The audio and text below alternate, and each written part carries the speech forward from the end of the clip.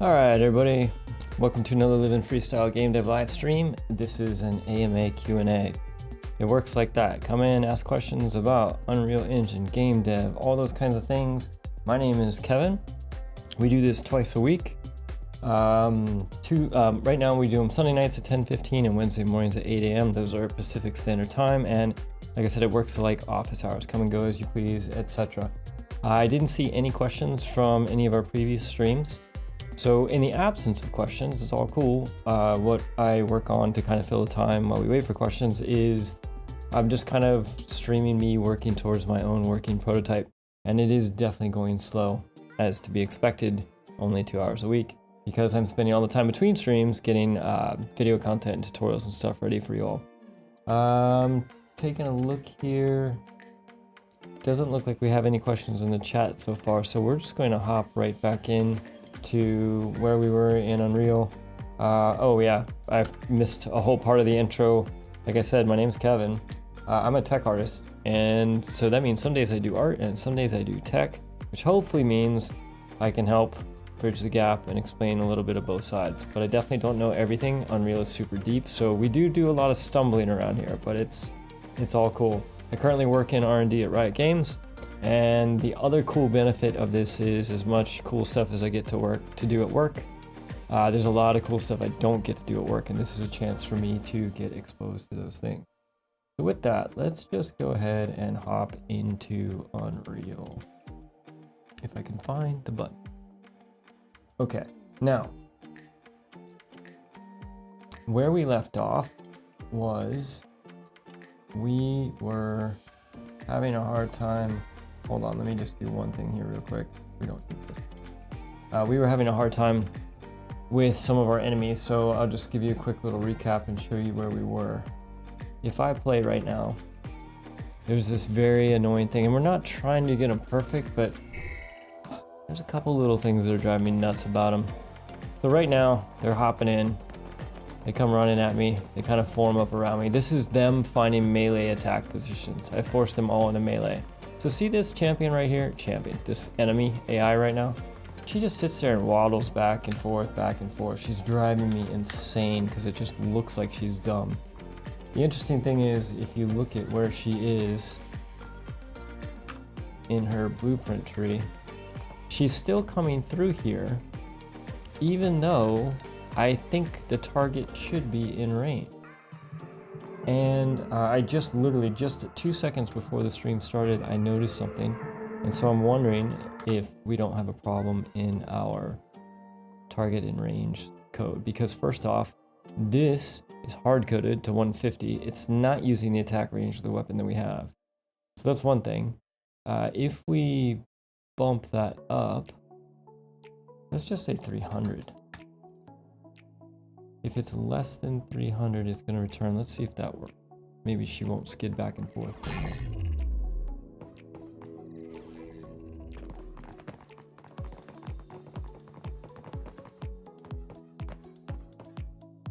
All right, that dude back. Oh, you know what? Okay, 300 is a little too generous. And the reason is because that dude in the back, the one behind the other two right by, okay, so the squad leader's the one with the white dot, and then the one right behind him, he thinks he's in attack range. So we kind of need to change some things about our attack range, and I don't think he actually is. So let's reduce our, but it kind of worked. They all stabilized when they got there. So got a couple little tweaks that we're going to make today. Let's bring this down to 250. Okay, compile and save that and go again. I need to make it so that I can see our chat while we're doing this. I did add some new music since last stream. Slowly start filtering that in so that we're not always listening to the same thing. Okay. So they're going to come in, fill around. Okay, she is not, there's no way that's 250, is it? And it looks like we're having some performance. So let's check something else quickly. Task manager. No, we don't have system interrupt. Oh well. Either way, I'm having a hard. Is that each one of those squares is 200? I feel like 200 is enough. Let's go back to this and go 200. Because that would be a square and a half. Unreal Engine or Blender? Well, it's both-ish, depending on what your preference is. Deep Aria. So this is Unreal Engine 5.1. Also something I forgot to mention when we started. We upgraded a couple weeks back to 5.1. And then we generally feed our stuff into Unreal using Maya. But Blender is... Oh, am I?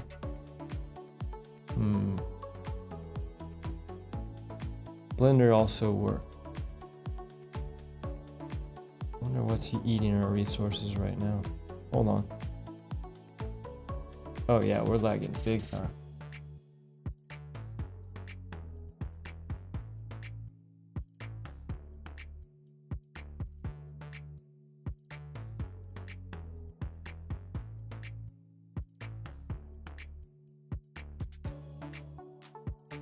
I wonder if we can kill one of our streams.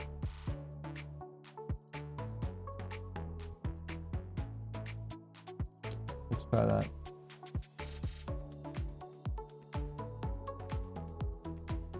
Maybe that'll get the YouTube stream up a little bit better. Hello, India. So Blender works too. But again, that's just for mostly for getting our source art in, but we're primarily working with our engine art, our engine side of things. So let's see if we still have that lag. All right, so they're gonna run in and they're going to fill in around me, which is cool. And look at that. They all got to a place and they stabilized. That's what we were trying to get to. Exactly what we were trying to get to. All right, so now let's get back to testing what we were trying to work with. And that was, I don't trust, so 200 is a good range, but I don't trust that we're getting the right weapon range from our value. So really what we want to do is we want to set our melee attack range from the range of our weapon. Problem is, I don't trust that we're getting the right weapon range. So let's do a print string on this.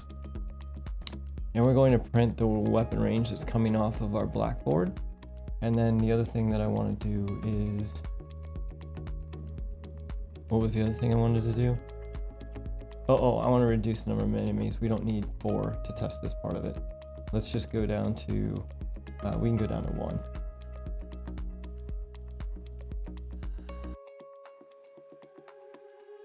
All right, here we go. They are NPCs. So we have 1 NPC. Interesting. Nothing is printing. So either the range is nothing, or we're not hitting that breakpoint ever, which I kind of have a hard time believing. So let's take a look at this. And just to make sure, what we're going to do is we're going to append to our string, to our attack range string, we're going to append just some text so we can see if it's printing nothing. Attack range. And that's what we're going to print instead of just the range. Compile and save that. Let's go.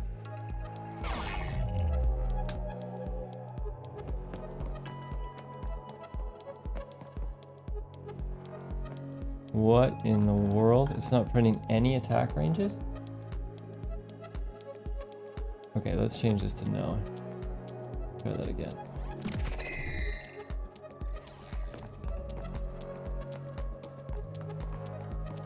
Dude, there's no way. That doesn't make any sense whatsoever. Okay.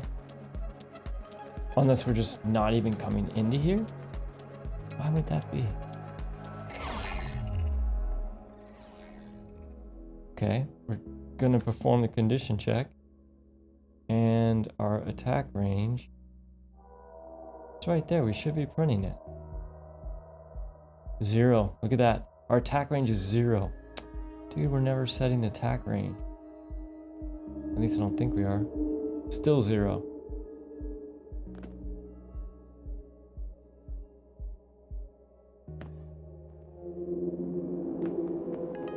Okay, there's our problem.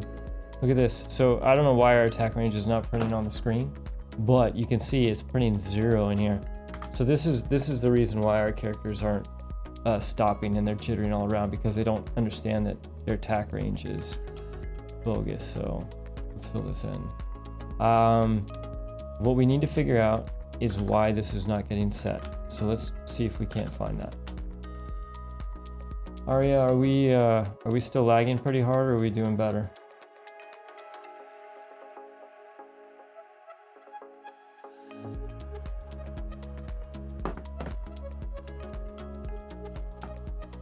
Okay, so we've got a couple places where we're setting the attack range. It looks like we do it. Hold on a second.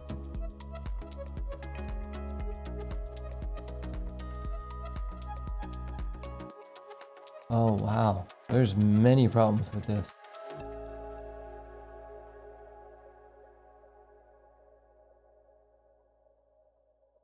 No better. Okay, hold on. Let me check on our end to see if it's that or the other. I currently work in the industry. I'm a tech artist at Riot Games right now, and so I use a bunch of different stuff, I guess you could say. But here, the stuff that we're working on is we're working on kind of my own personal prototype game. But most of the time we just hang out here so that we can answer questions for people as they apply to game dev, Unreal Engine, blueprints. Also, I started a series on Python scripting for creatives, and so I'm actually, this is also open for anybody who's kind of going through that series to also ask questions as well. I'm having a hard time bringing up YouTube. Here we go. How about you? Are you in the industry? Are you working on your own game? Or are you?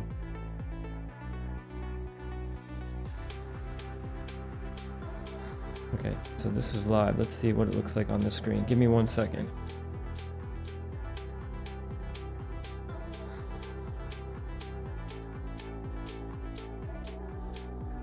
I'm gonna switch real quick to camera full screen so that I can see how this looks like on the stream real quick.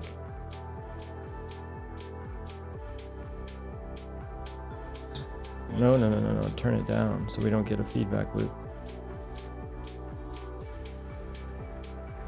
You saw the series on Python for programming, or in the crash course for creatives?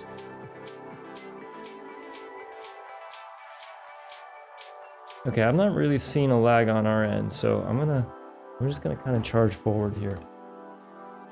Hopefully it's not too bad for you. Okay, oh yeah, we got to switch back to Unreal. Okay, so let's see here. What we've got is we've got our equipped weapon, that's for finding the attack location, and then the attack, look at this, we set the blackboard value as a float for the attack range, and the attack range comes from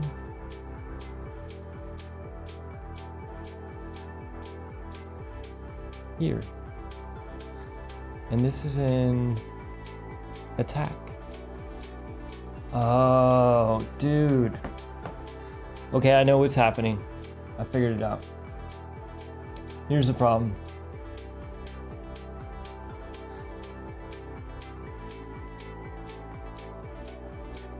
Got it. Well, that's cool. Thanks for hopping in, though. All right, so here's what's happening with our attack range and why it's 0 and bogus. The reason is If you look at this, we're looking at our behavior tree service attack. The attack service comes in here. It gets the current class fragment instigator, gets the Lyra weapon instance, and sets the attack range based on that. Here's the problem. These characters don't attack right now because they're in debug mode. So they never go to attack, and therefore we're not setting our attack range. So all of the stuff, all the things we've been chasing for literally, I don't even know how many streams, a huge part of it is because this attack range hasn't been getting set, and so it's been bogus. I wonder if there is a better place for us to set this attack range.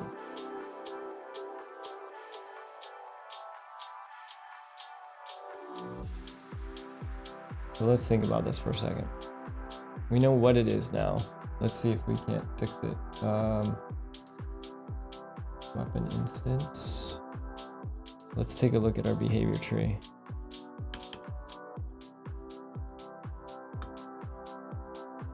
So this is fight. Now inside fight,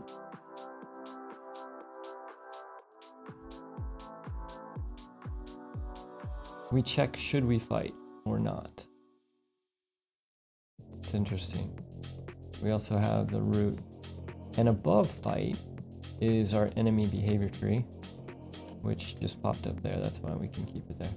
So in, we strategize, we check our ammo, we check the line of sight. Somewhere we switch weapons. Oh, that's very cool. What are your favorite games right now?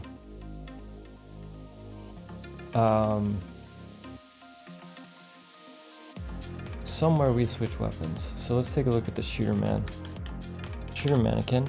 So the shooter mannequin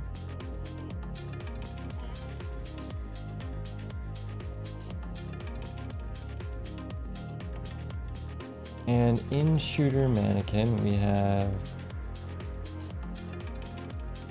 pick, death, shield, begin play, death finished, all kinds of stuff. None of them are what we're looking for. Determine combo phase, team changes, change quick bar slot. Nope. Let's see here. This is going to get the classes. That's going to switch the slot. Also not quite what we're looking for.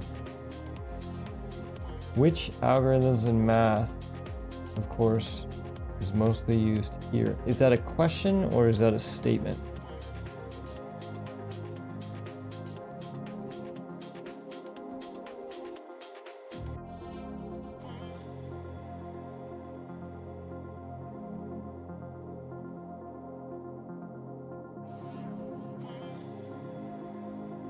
Let's check the AZ controller, WZ AI controller. In here, this gets our melee attack positions. On start, begin play. Construction script. Doesn't do it either. Maybe it's in our strategize tabs? Check our strategy. Question. Oh my goodness. I think it depends on which part of the game in the engine you're working on. So in the gameplay side of things, which is kind of where we are right now, I think you use a lot of vector math. There's a bunch of vector math. I would say it's mostly vector math, some matrix math as well. And then obviously on the actual engine side, then there's all kinds of stuff that goes into the graphics and the programming. You know, it's everything on that side.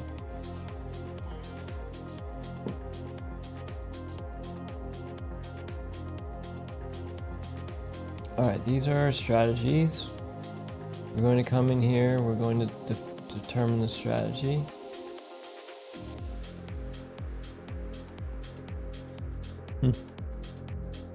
I can't remember where I put it, where the characters choose their weapon.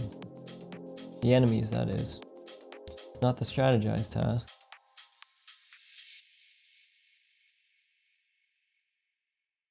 Should flee, should flee. As target. Fight. Reset claims. Alert allies. Loadout check. Ooh, maybe that's it. Loadout check. Alright, here's what we're doing. Let's see what our loadout check does. We've got positions, controlled pawns, gets the inventory manager, gets the current active item. And if it's a magless weapon,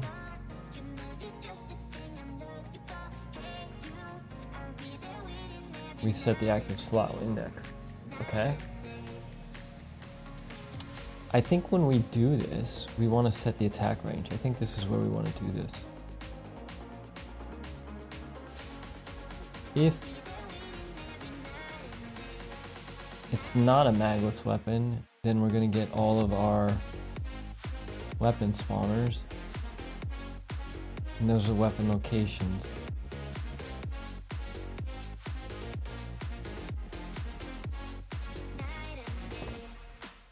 Okay, and then once we get all of those, we come down here, we set our weapon actors, we cast it, and then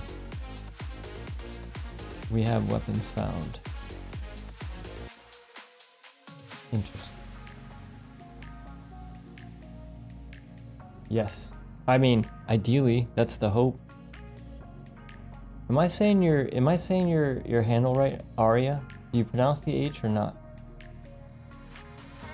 My goal here is actually sooner rather than later to get to the point where we're in these streams. Not only am I working on the game dev stuff, but also we're actually playing the game. Because it's going to be feedback from you all that helps guide me in you know, how to make this fun. So it looks like, I wonder if it's when we walk over our pickup. Okay, so it's Haria. Okay, got it. Thank you. So if we walk over our pickup, let's take a look at our pickup here. Pickup. Right now the game is way too hard though. Super hard. And we're just trying to get it balanced, but the AI controllers, the AI enemies are doing a lot of weird stuff. Event begin overlap. Alright, so we're gonna overlap it. We're going to get the character. If it's not empty, we're going to get all of our items. And then if it's a new weapon, we're going to add it to that. Add appropriate armor and stats. Mother of goodness, there's a lot in here. Destroys the actor. Sets the timer by event. Okay, here we go. As a stat tag, get the next free item slot, add item to slot. This is where we were setting the active slot index, but we're not doing that anymore. So I wonder what makes them decide whether or not they have a gun or not. All right, let's do this. Let's go back to our AI controller. And on the begin play, waiting for response initialized. Oh, I know it. No, it's not in the AI controller. It's in the computer man. And again, it should be in begin play. What I'm looking for is the initial loadout. So in this initial loadout,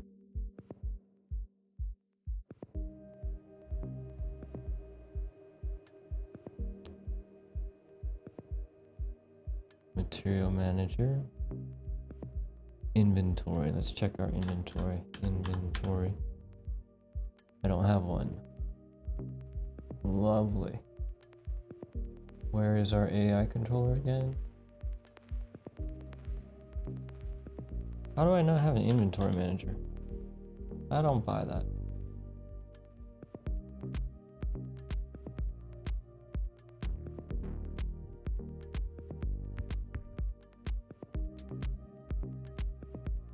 I guess I don't have an inventory.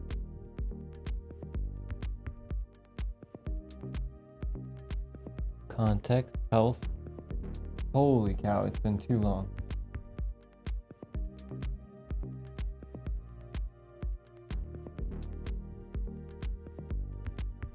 Strategy and culture. Well, that's actually super new. I didn't even know that. See, you learn all kinds of stuff streaming. Okay. Except apparently how these weapons are being spawned in. That seems to be a mystery still. Let's see here. This character should be getting an initial loadout somewhere in here. But I don't see...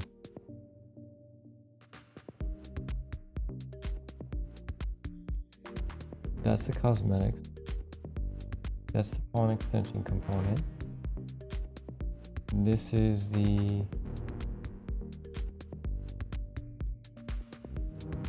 pawn sensing and path following. How in the world?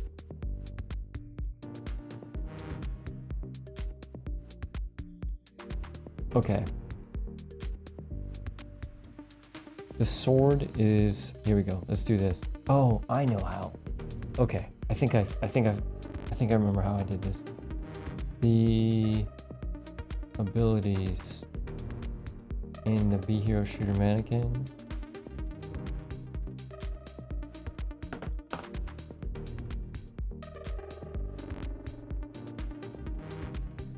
Nope. What in the world? Okay, let's take a look at our sword.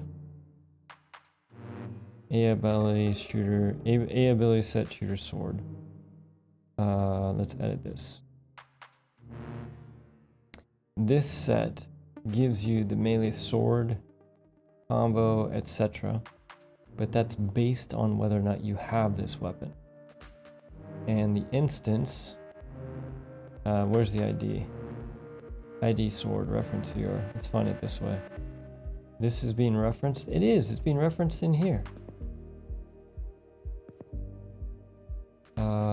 Class default? Is it under there?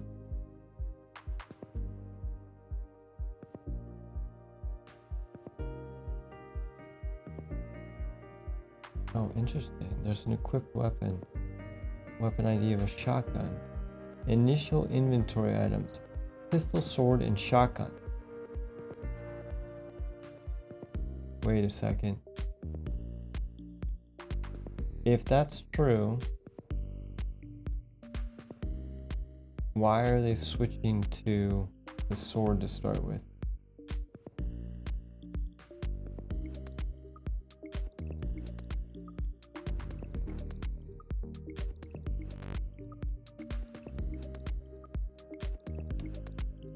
Yeah, we're gonna have all kinds of abilities. I'm not even sure to what level, but we do actually need to implement blocks, and I need to figure it out. It's interesting. If I take away this sword, does that mean they don't have swords? Let's try. Nope, I still have a sword. That dude still has a sword. That's not where the sword's coming from.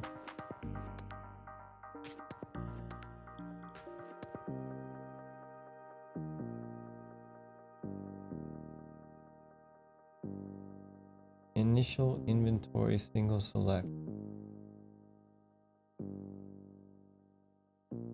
Oh, interesting.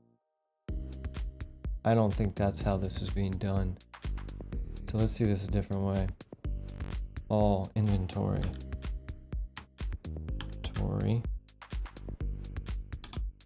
Inventory. All this to find and set the sword. It's kind of ridiculous.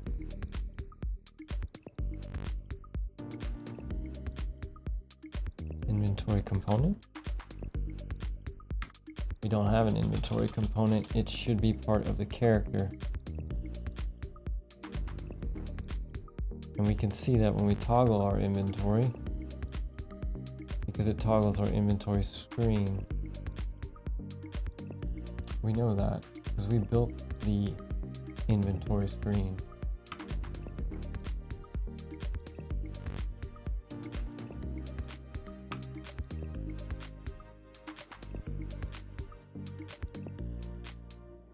close down some stuff. See if that will help with the lagging.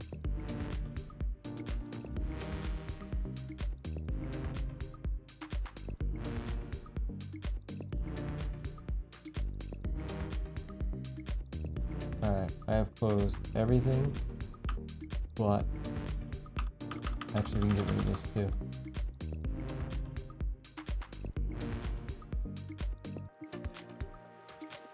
Okay. And we'll get rid of our sticky note as well.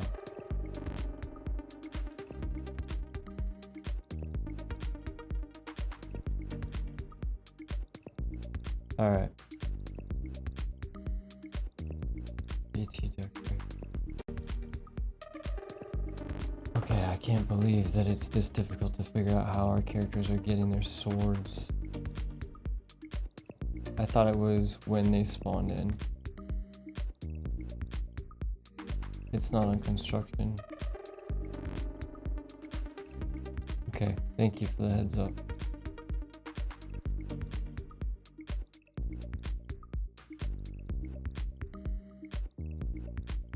Look at this. This clears the inventory. Drop inventory items, clear inventory items. None of these procedures add initial inventory. Here we go. Okay, so players get a pistol.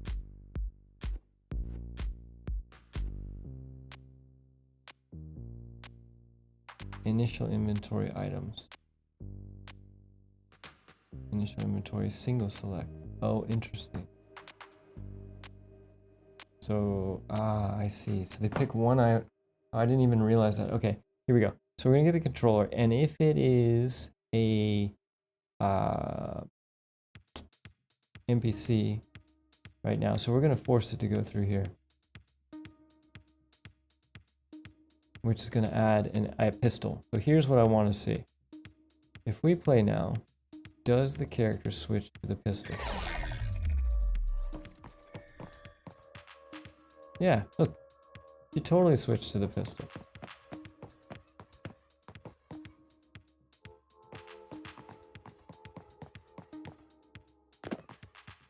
So somewhere she's making this decision.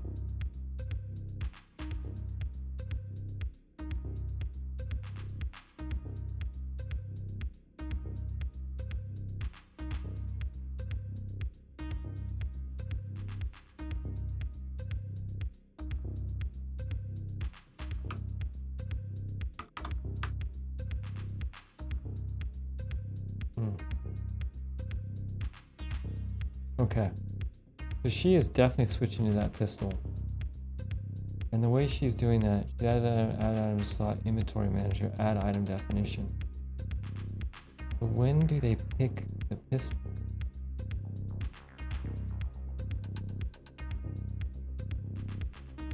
It has to be part of this. We just have to find it.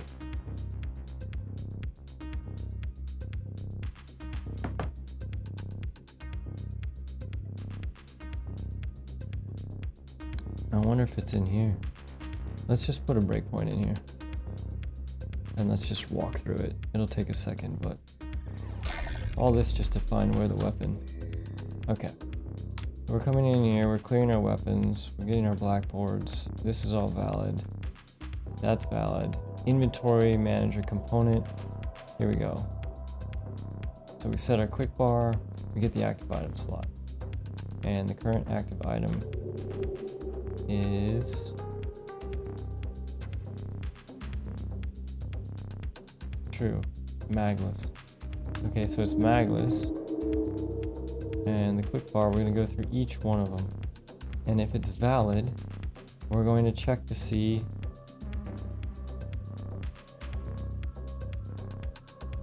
if magless is less than 1. The reason we're doing that is because if it is, that means it's a ranged weapon. Here we go. This is where it happens. Right here, we should go through there again. Yep, we did. Okay, cool. We finally found it. Wow, what a fun ride that was. All right, in here, all we need to do we have our blackboard? Yes, we do. Okay, after all that, what time is it? Yeah, it only took us 45 minutes to do this. Everything's fine. All right, get the slots, get the stat tag count.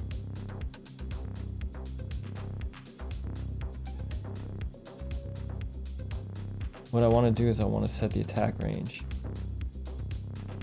before we finish execute here.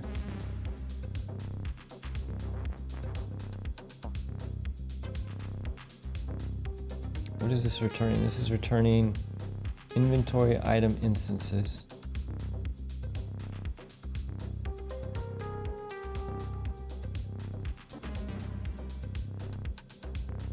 Quick bar. Get active. Slot item. What does this return? An inventory item instance.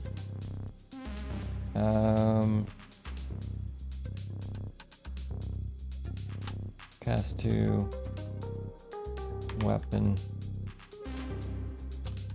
Cast to instance. Interesting, it doesn't want me to do that. This is a what? An instance object reference. Hold on.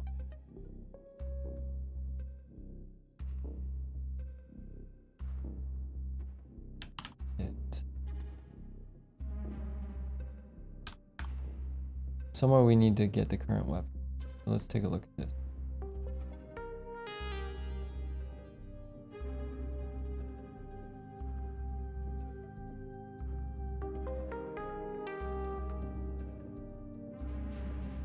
And what we're going to do is we're going to see if we can find where we're doing this.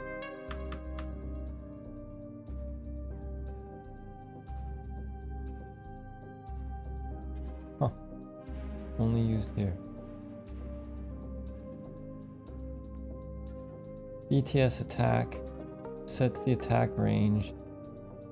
Getting the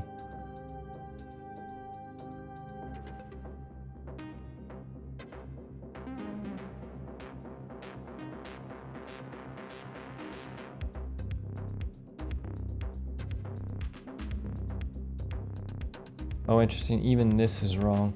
We wouldn't want to do this anyways because this just gets the first one. So this gets the equipment manager component, and from there it gets the Lyra weapon instance. And what we want is we want to know which one's actually equipped. So let's take this, get the slots, Lyra inventory item instance. A Lyra inventory item instance. Get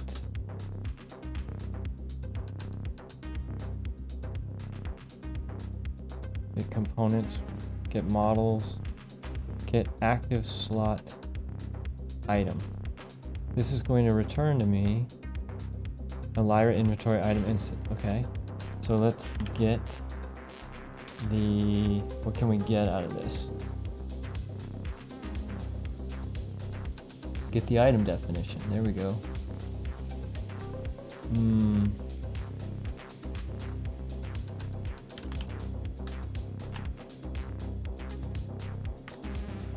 Cast to.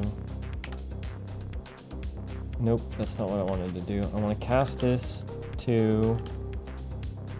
Not asset tools. A Lyra.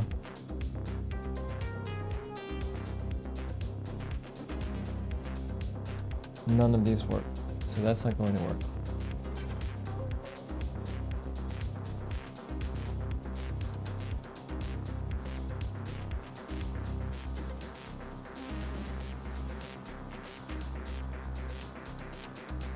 Sets the active slot, add item to slot, quick bar component.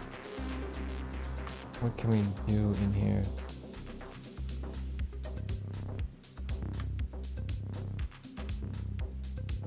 Wow, those are nuts. Okay.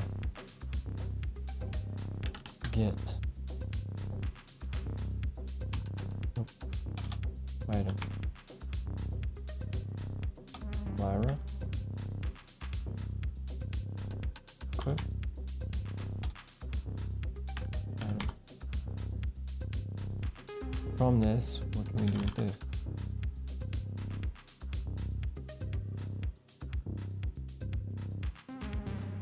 So here's the problem. This is just getting a reference to the class. But that's not actually the item that we have equipped. What if there's something that is actually changing the attack range of the equipped item? So I don't like this. This is really kind of bugging me. So if we go back to our attack. Go back to our equipment manager. And this is coming off of the pawn. Components. Black border. Inventory manager component. We already have it. Think. Get that. What can we do with this? We can get player controllers. Can we get equipped anything? Nope. Oh man. That's the weapon actor. Cast the AI controller. Get the controlled pawn. We do have a controlled pawn. Except, here we go. So with the controlled pawn, let's get the equipment manager. Get the equipment manager and let's get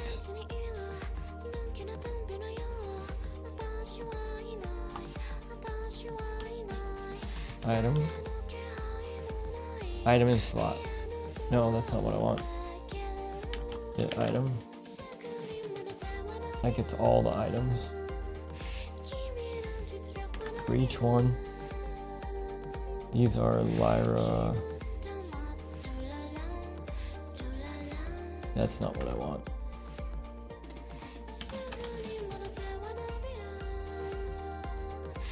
Class. Relative transform. Man, this is so crazy. Why is it so hard just to get the currently equipped weapon? I've got to be missing something.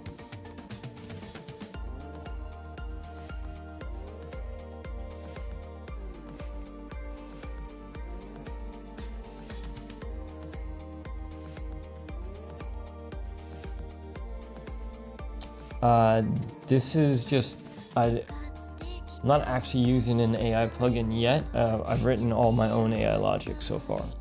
Eventually I might have an AI plugin for training, like with machine learning and stuff like that.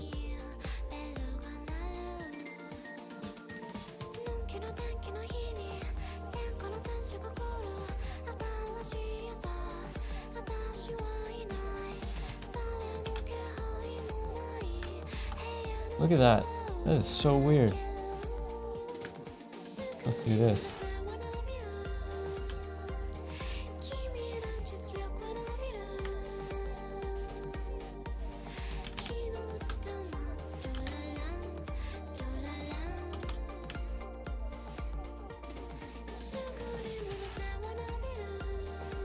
Okay, so this is all of our equipment instances.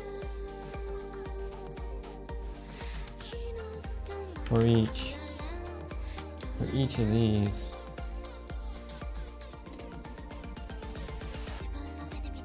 slot, cast to weapon, interesting, cast reliable weapon instance,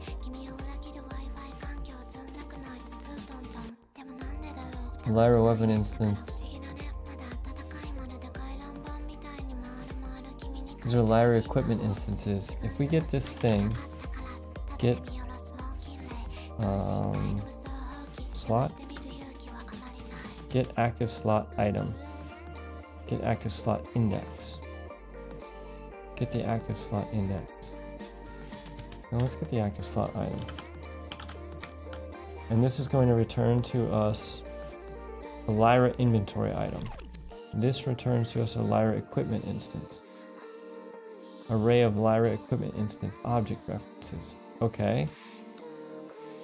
So if that's the case, I should be able to cast this to Lyra, but it won't let me.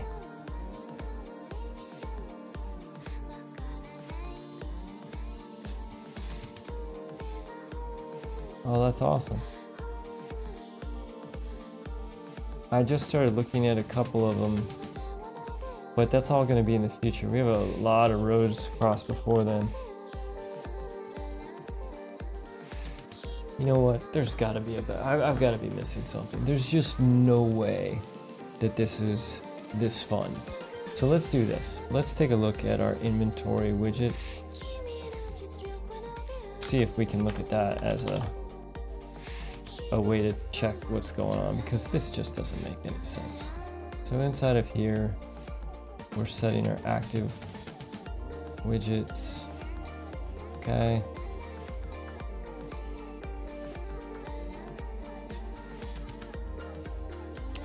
Let's take a look at our tile.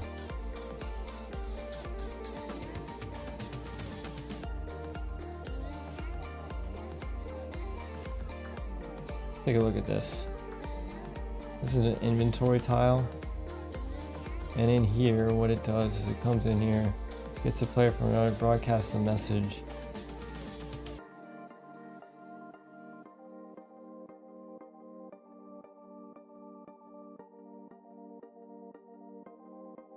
Get equipment definition. Okay. Equip item.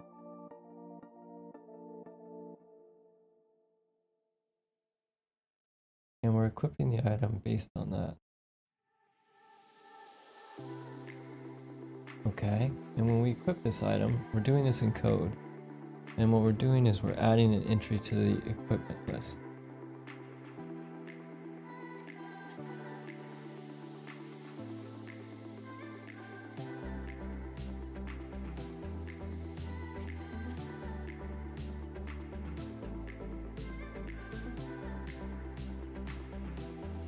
Get first instance of type.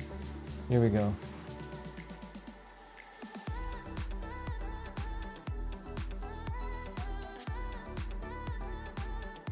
Okay, so I'm trying to understand what you're saying here, but I think what you're saying is, so basically the way Unreal is set up is you have a visual scripting language, and it works with all of these visual nodes that you're seeing.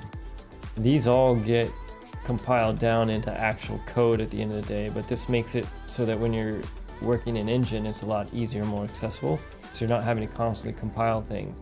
Now on top of that, underneath that is, yes, there is also code that, yeah, you can use as well, and in this case I'm kind of toggling back and forth between the two.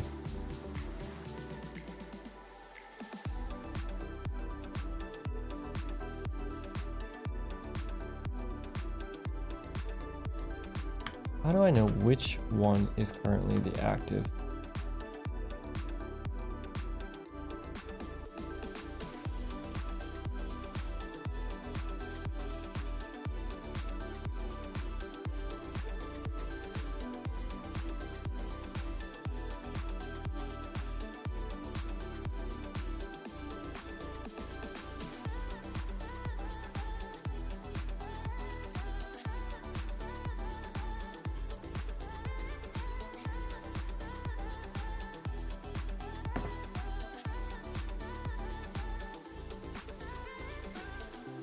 Interesting.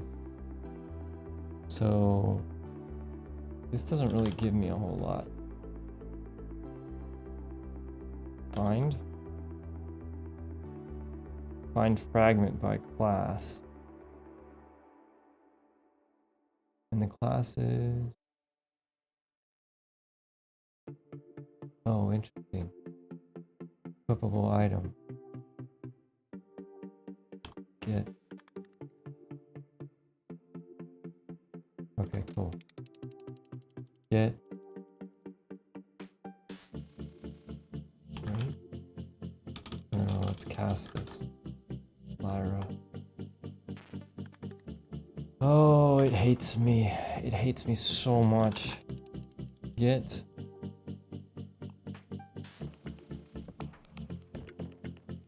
What is this returning? This is returning a Lyra inventory item instance. What the heck is a Lyra inventory item instance?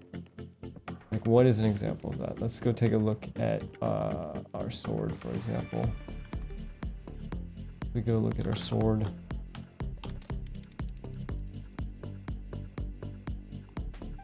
Of course, we've got a ton of them. I'm not gonna do that. Let's look at our pistol. Let's browse to this thing.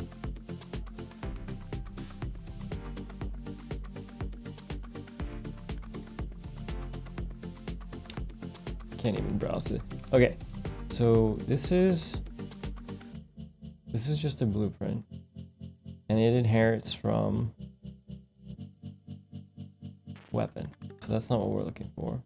This weapon instance pistol inherits from weapon instance base, which inherits from Lyra ranged weapon instance, which inherits from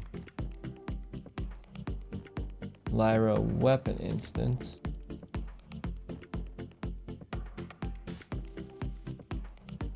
Go to definition, and this inherits from Lyra equipment instant.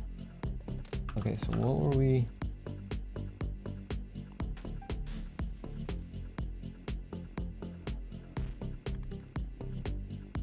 Lyra inventory item rest. Okay, these are our equipment instances, and our equipment instances, what can we get from here? I think we need to go through them and see which one is the one that is actually instant. Cast to Lyra weapon instance. This is a what? Lyra equipment instance object. This is a Lyra inventory item instance. A Lyra inventory item instance. A Lyra inventory item instance. And this is a Lyra equipment instance. They're two different things. We're in the wrong place. We have got to be in the wrong place. The quick bar is the problem here.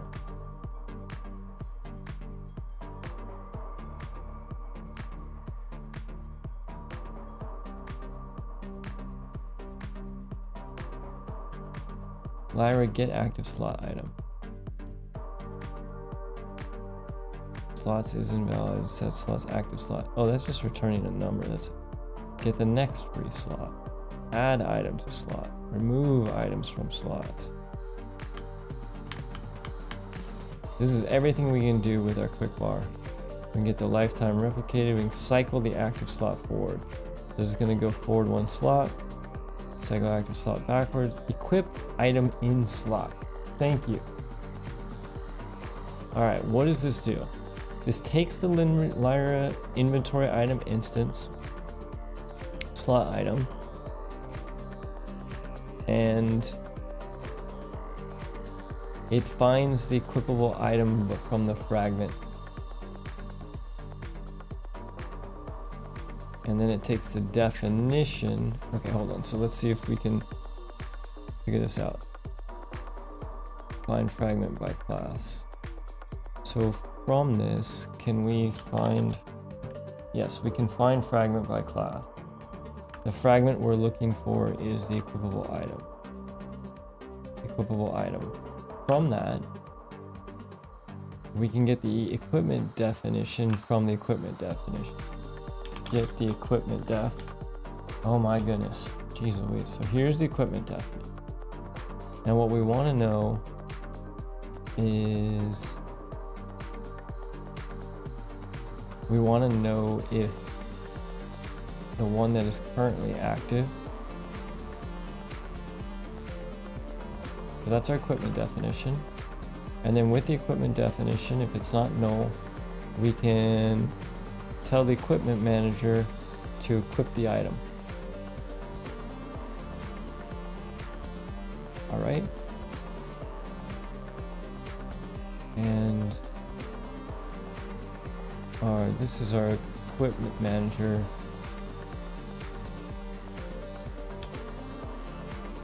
I don't think our equipment manager can do anything else for us. Get equip instances. Yeah, see, that's everything that's equipped. It's not the one that's equipped. So that's fine.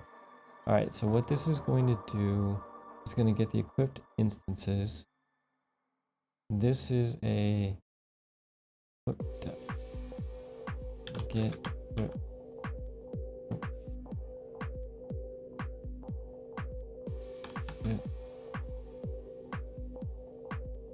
Hold on a second. So we've gotten down to their equipment depth. From our equipment depth,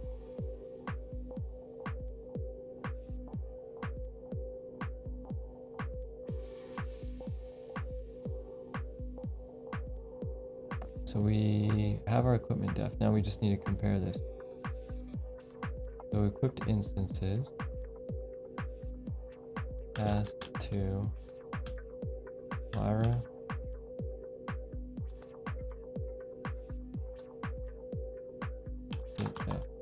Nope. All right, we're closer, I think.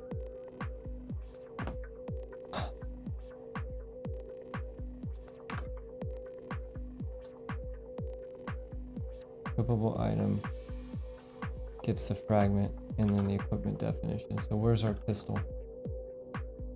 Our pistol is here, and here's our weapon instance pistol. That's not the one I'm looking for. Weapon ID pistol. Factors to spawn. That is also, wait, equipment. Instance type B, weapon instance pistol.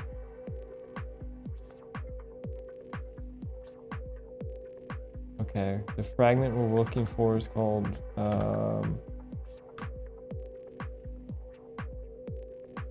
the fragment we're looking for is inventory equipable item and fragment. Magazine. Fragments, equipable item, here we go.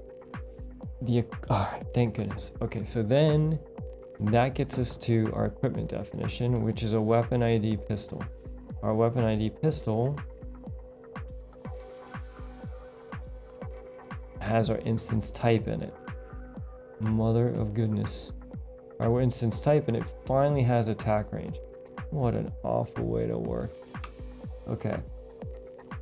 So from this, we need to get, I believe we said,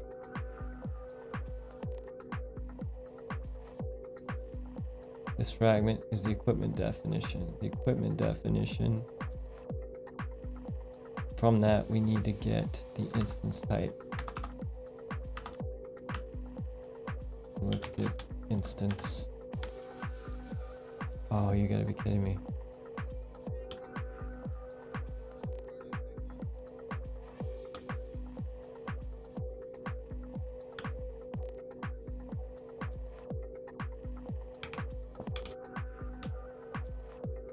None of those work. We have our equipment definition.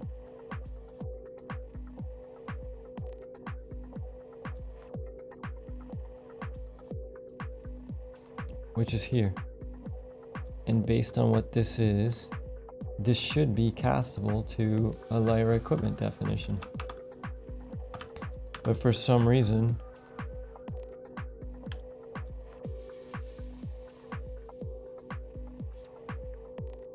maybe it just knows it. Oh, it does know it. So let's just assume it knows it. And so as a Lyra equipment definition, in there we should be able to get the instance type. Instance. Yeah, but I can't.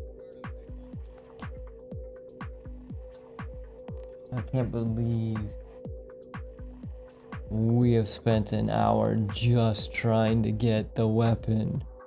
Somebody help me. Okay.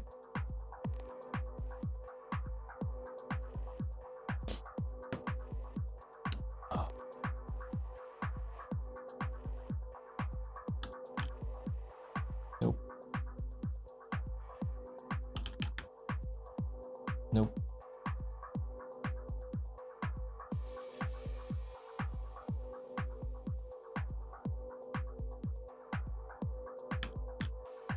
I cannot for the life of me.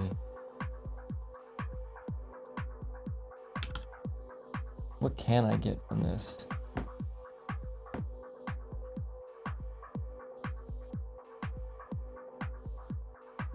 Oh, wait a second.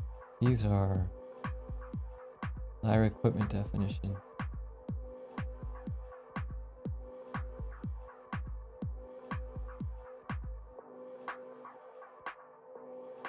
Lyra equipment instance class.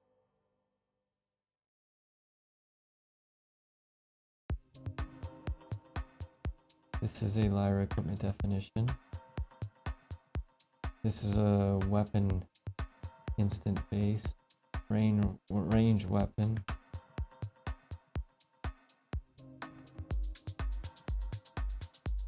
This is a weapon instance.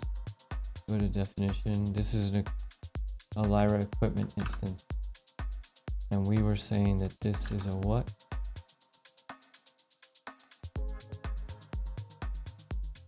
Lyra equipment instance. And this is a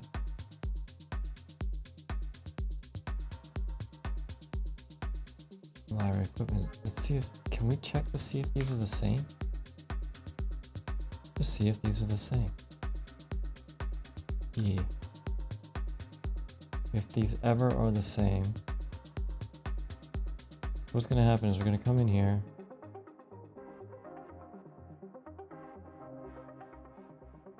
We're gonna get the active slot, we're gonna find the fragments, we're gonna get the equipment depth. This is gonna go through all the ones. Interesting. We need to do this. Wait, how in the...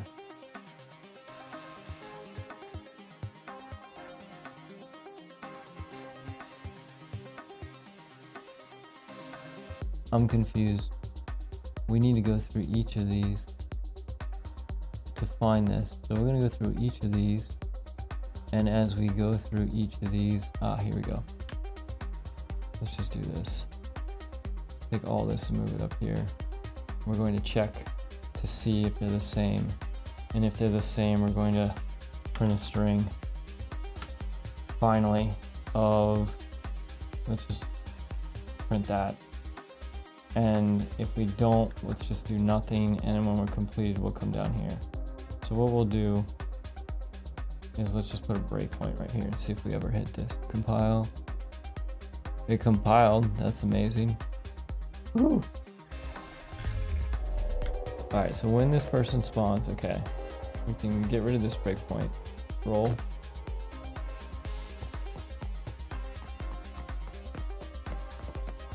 Interesting. Never even hit that.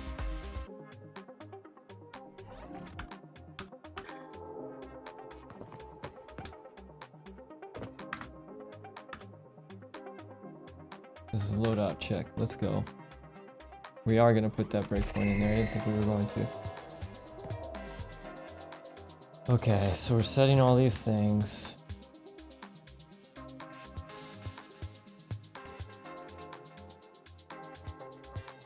For each one, is it valid?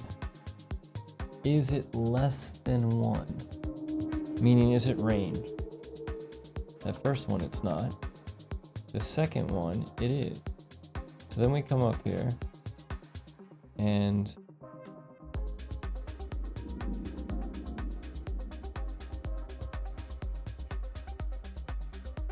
the control pawn doesn't have an equipment manager.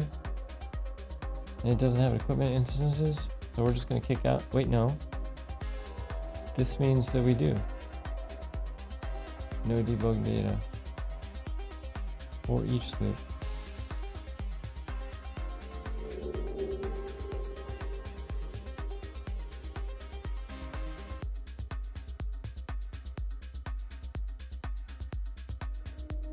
Oh, there it is. Weapon ID pistol C. That's the class. And we're checking to see if it's the same as weapon instance pistol C. Okay, so they're not the same because we're not looking at the same thing. So this is the weapon instance and this is the weapon ID.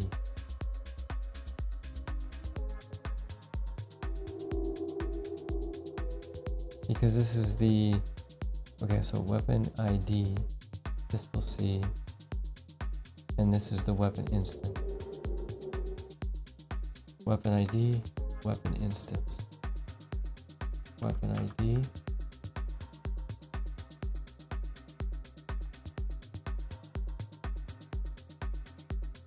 Weapon ID, weapon instance. That gets all the instances. So from the instance, I want to get the equipment. Let's cast this to an equip. I can't?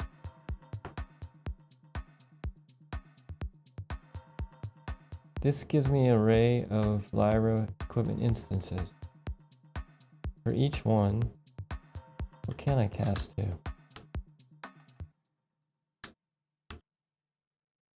Oh, here we go.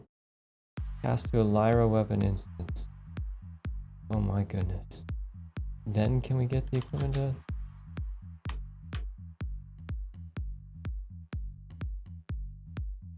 As a Lyra weapon instance.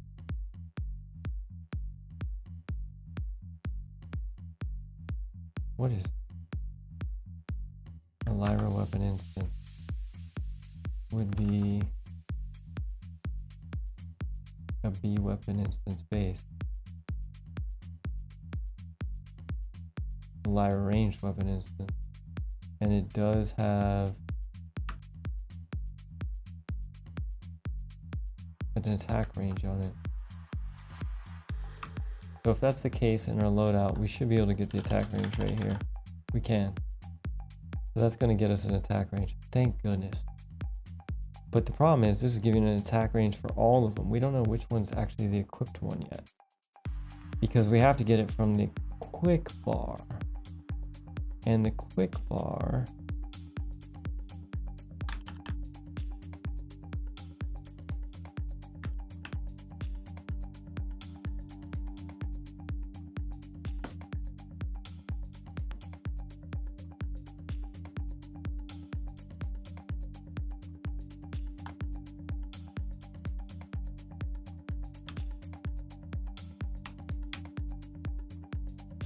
I just can't imagine that this is the way to do this. This is the equipment manager. The equipment manager literally has no idea, no sense of which one is in the slot. You gotta be kidding me. Equipable item. Here's the equipment component manager. It equips the item. And it calls on equip.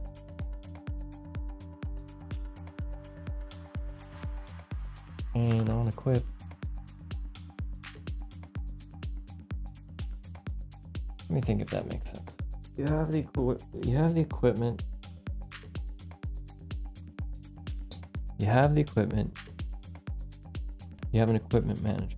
You pick an item up. It's a gun. You go to equip it. Equipment manager says equip this item. And it sticks it in the slot. The quick bar slot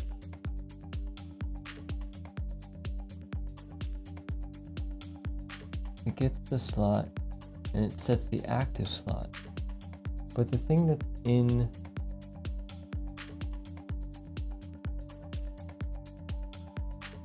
in the active slot, Ed, how are you doing tonight? Yeah, I don't know if we're sharing knowledge right now because it sort of feels like we're just getting our butts kicked. Okay, so what's happening is the active slot. So we have a slot manager, and the slot manager is something that's controlled in code, and it's kind of obtuse a little bit. Here's our quick bar component, and this is the thing that handles all the slots. So let's just take a look at this.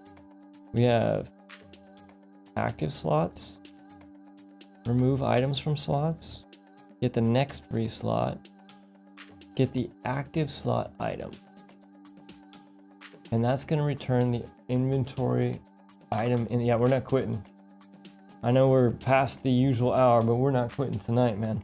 Not until I at least get the attack range from this thing. All right, so it gets from the slot we get the active item, it gives us an item. From this code, it gives us a Lyra inventory item instance. Get active slot index, get the slots, get the active slot index, cycle slots, set the active slots, add items, cycle forward, cycle get slots, la-di-da-di-da. These are all private, so that's not going to help me. Gets the parameters, cycle slot forwards, mother of goodness.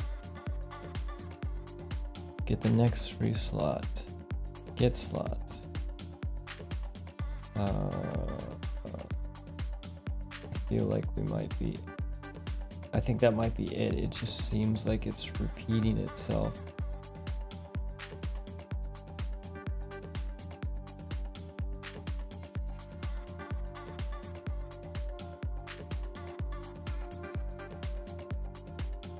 Okay, so what we're doing from here, once we get the slot, you know what, let's just take a look. Let's just do, we're gonna go on a little bit of a detective hunt here. We got, here we're getting an active slot, and we're getting the stack count from it. Oh, interesting. We're getting a stat tag count from that.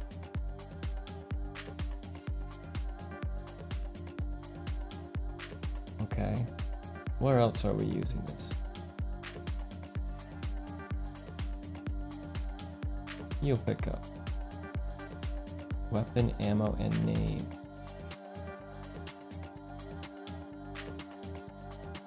Let's see what is inventory item.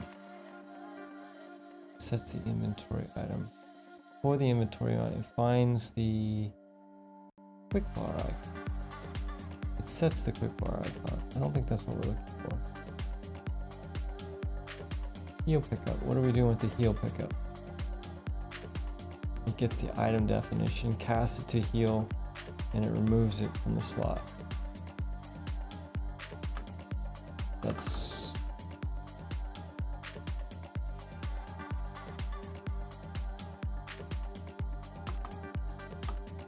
Where did our loadout go? Here it is. Okay, so I don't feel like we learned a whole lot on that little adventure, but we have our fragment. We have our equipment definition.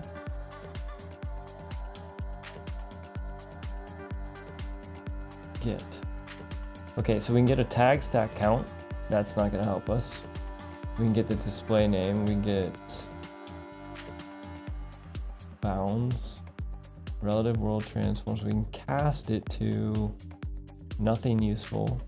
We can get the display name, object name, outer object, soft object path. What else can we get? We can get, these are all, oh, we can get the item definition. That's interesting. Lyra inventory item definition class. Oh, that's interesting. What is this?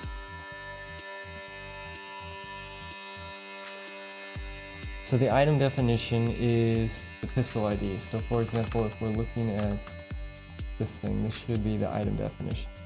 From the item definition, we should be able to get the equipment definition, which is what we were doing before. So then we have our equipment definition. And I believe in here, when we put our breakpoint in, let's do that again. We're gonna do it again because we need to refresh our brains. All right, so as we pop in here, we're gonna go through this.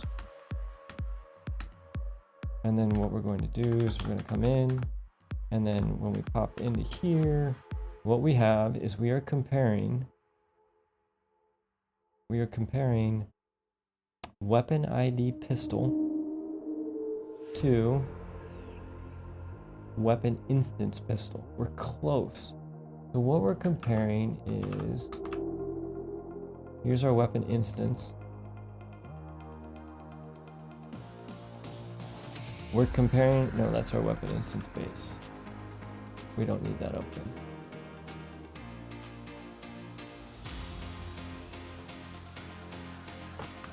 Weapon. Here's our weapon instance pistol. Okay. So right now in our loadout, we are currently comparing our weapon instance pistol, that's this one, to our weapon ID pistol. And our weapon ID pistol is this one. All right, so remember that. We are comparing this to this. Now the interesting thing is this weapon ID pistol has a reference to that. We should just be able to get that.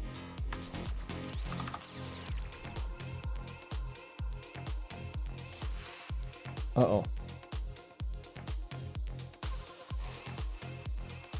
Fire equipment definition versus...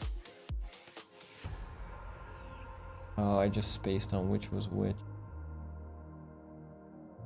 I should connect these like this so that it's not confusing. I gotta do that again. I forgot which is which. We'll come back in here and do this again.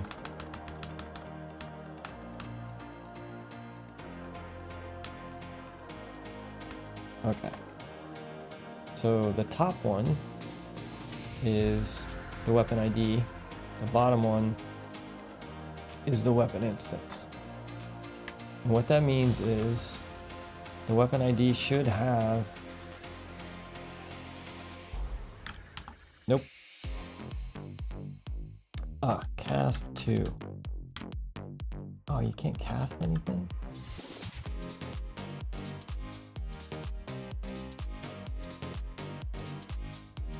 Okay.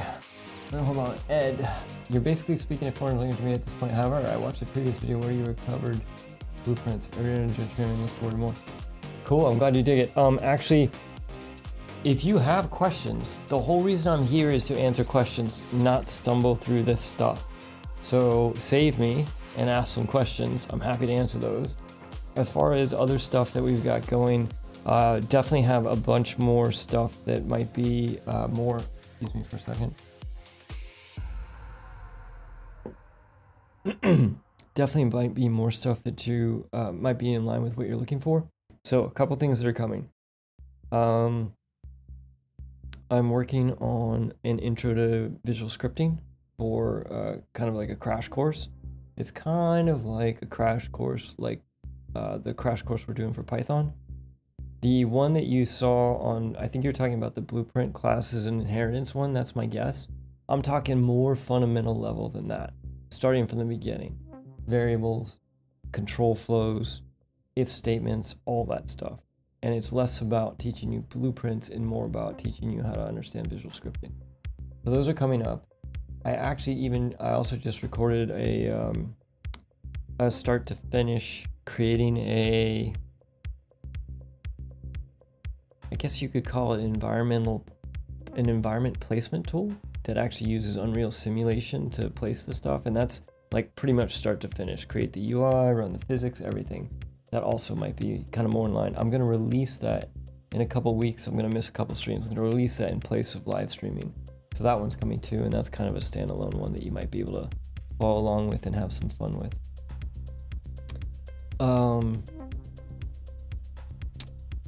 Okay.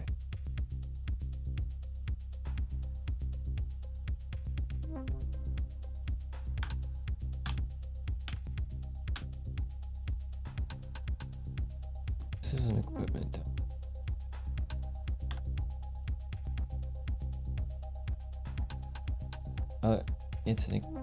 It is an inventory fragment equipable item.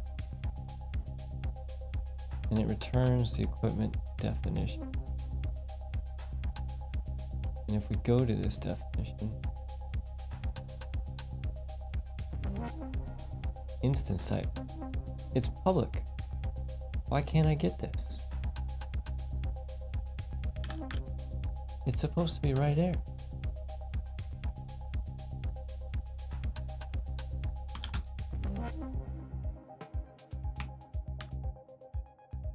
We get the equipment def. This is returning what? The class reference. S2 Where is this defined?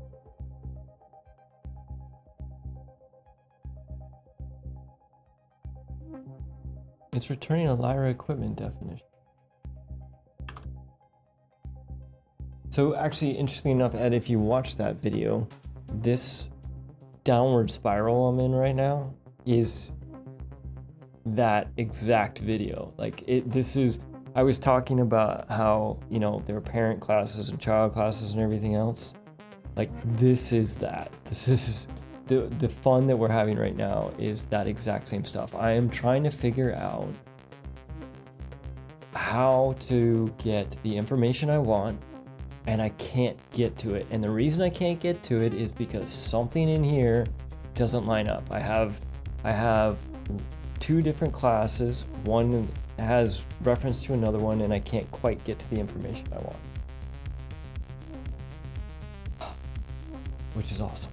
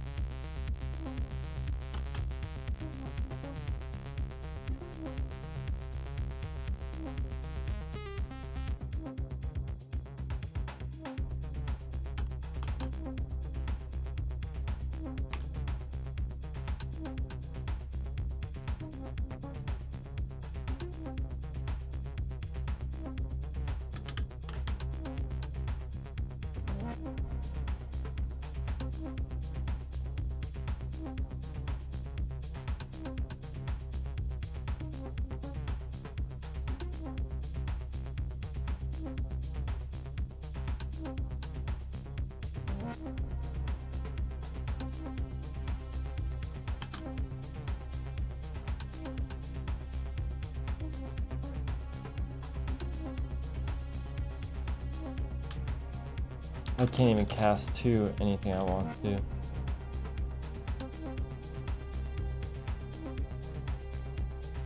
See, these are all, none of these are what I want.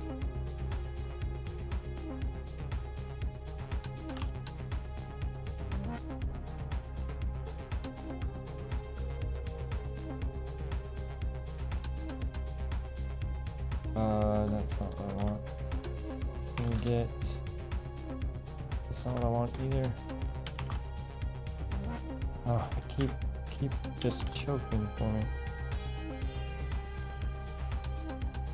Get the actor loose.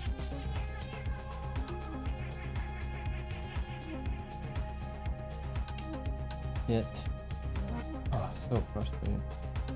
No, I'm not a Blender guy. I'm mostly a Maya guy, but seriously considering switching to Blender. I've had a lot of fun with Autodesk. I've had a lot of fun with Autodesk's licensing terms and things like that throughout the years. It's pretty frustrating what they've done.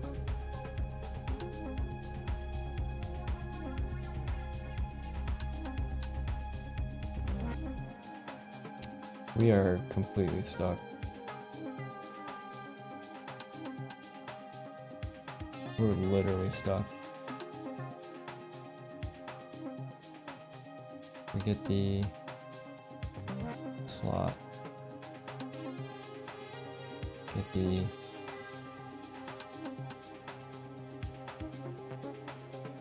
this is the equipment manager. We're getting all the instances. What does this return? Lyra equipment instance object reference.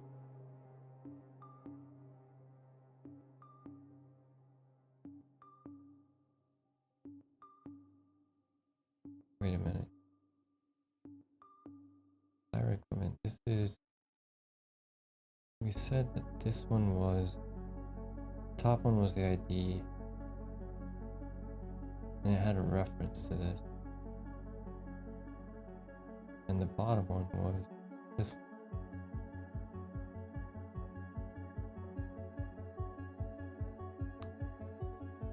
Here's the thing. We can get the attack range from this. The only problem is we don't know if this is the equipped item. That's all we don't know. It's literally all we need.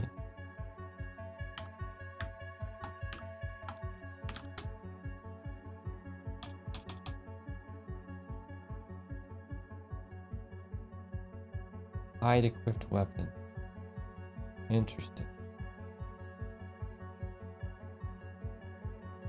What is this? Let's see what we can find. The equipped weapon. Hide equipped weapon. What does this do?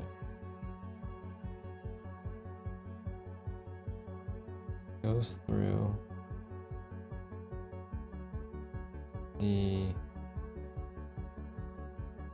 Lyra equipment. It gets all the instances for each one. Get the spawned actors. Are you kidding me? Okay. Hold on a second. Is that helpful? So from this, we can do this. We can get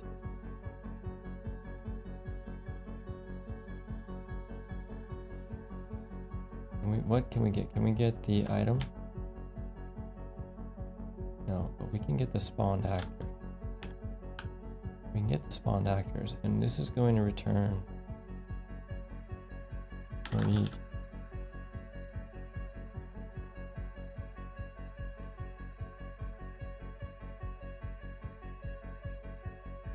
for each one. That's going to return an actor. And the actor that is spawned in this case is going to be the pistol. So let's see if the pistol tells me anything. This is going to be the spawned actor. The spawned actor has no idea, I think, of its attack range. No, it does not. That does not help me. But it was a cool idea. It was a very cool idea, although it didn't work. I have no programming language training with the exception of knowing and understanding Swift. I'll have to use blueprints to start. No, you do. You totally do, Ed. So I think that's the thing that you'll understand, right? I think by using visual scripting, you are using a programming language. You just don't know it. And I'm hoping that my intro to visual scripting will help you understand more of the why and the fact that you do know some programming. And then with that, you'll be able to apply that to anything. Like if we get you through an intro to visual scripting course, you'll be able to learn Python, you'll be able to learn all kinds of other stuff because you do actually know it, you just don't realize. Get the current weapon. Ooh, what does this do? Get all items. Current weapon depth. Where does this from? Where are we? We're in the attack.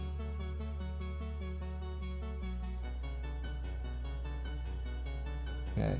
I know I added new music. I don't think I like this though. Oh. Okay. It's stressing me out. Interesting. Where does this get set? Find reference. Set the current weapon.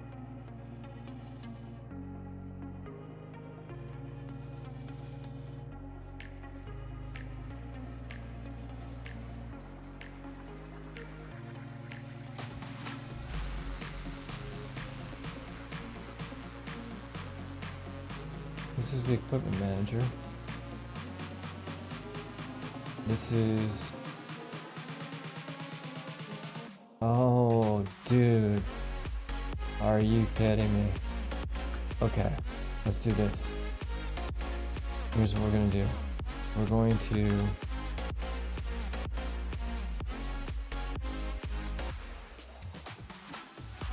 I think this is what I want. From the equipment manager, we're going to do this. So from this, we're going to get the instigator. From the instigator, we're going to set that as our, that is our weapon depth. It's our Lyra inventory item reference.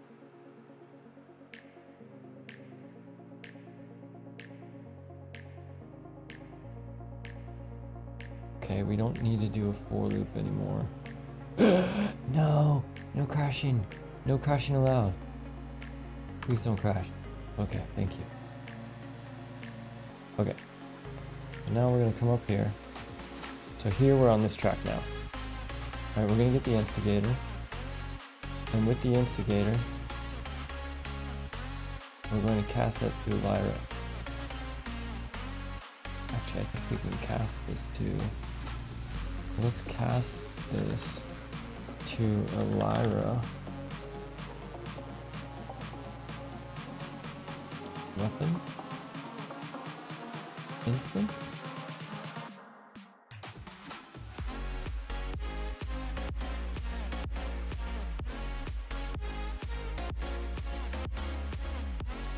A weapon instance.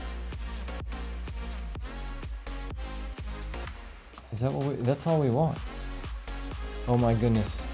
We can do that and we can get the attack range? Oh my god. Okay, I think we can skip all of this. Okay, so let's just do this. If this succeeds, then we should print our attack range.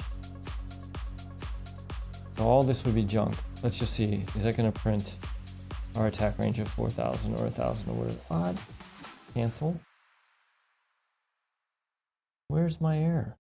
What error?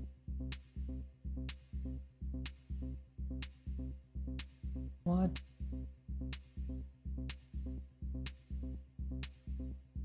Oh, because we're not using this anymore. Okay, let's try that again. I don't believe we're using that enemy. Play an editor. Yeah. Okay, so we're just gonna go for broke. We're gonna let it ride. Nothing printed in the editor. Okay, that was a bad idea. We should debug it now. Let's put the breakpoint back in. Let's try this again.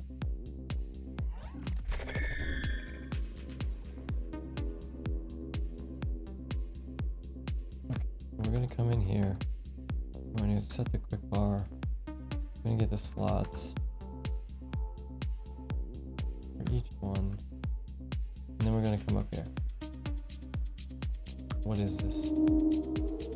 It's a Lyra inventory instance. So this class is going to fail. Yeah, okay, so that didn't work. Okay, so this, if we cast this to a Lyra inventory item instance, what can we do here?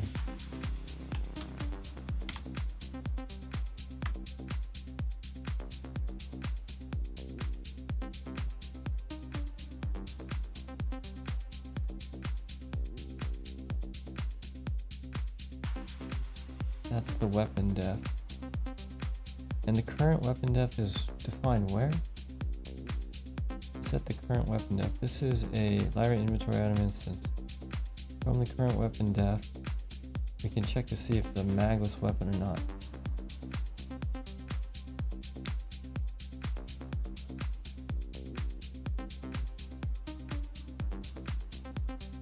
Oh my goodness. What is this? Let's see here. We come in here, we get our instant. We can't cast this, but we can cast to the Lyra instance. A Lyra item. Lyra inventory item instance. So with that, if that succeeds, we can continue on. And then as a Lyra instance, we can't get our attack range. But what can we get? Can we get the equipment? No. What can we get from this? I thought we were close. Oh, but we can get the item definition. That's interesting. And the question is it the same?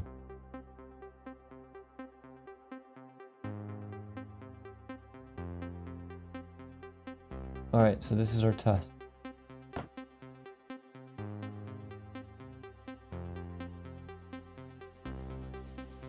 Okay, so compile. It doesn't like something. Yeah, it doesn't like that print. We can just get rid of that, compile that, and let's just go. I am going to be so tired at work tomorrow. It's awesome. Okay, so let's see here. We're gonna go through this. Coming up here, that succeeded. All right, moment of truth. We have a weapon ID pistol and an ID pistol. Interesting. So this is an ID pistol. So what we have is we have this guy.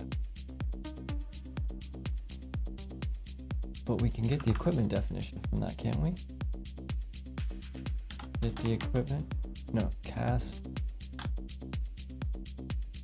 Wait, this is a library inventory item definition. Cast to Lyra. Why can't I cast? I know it's a Lyra inventory item definition. Find out. Get default stat from item def.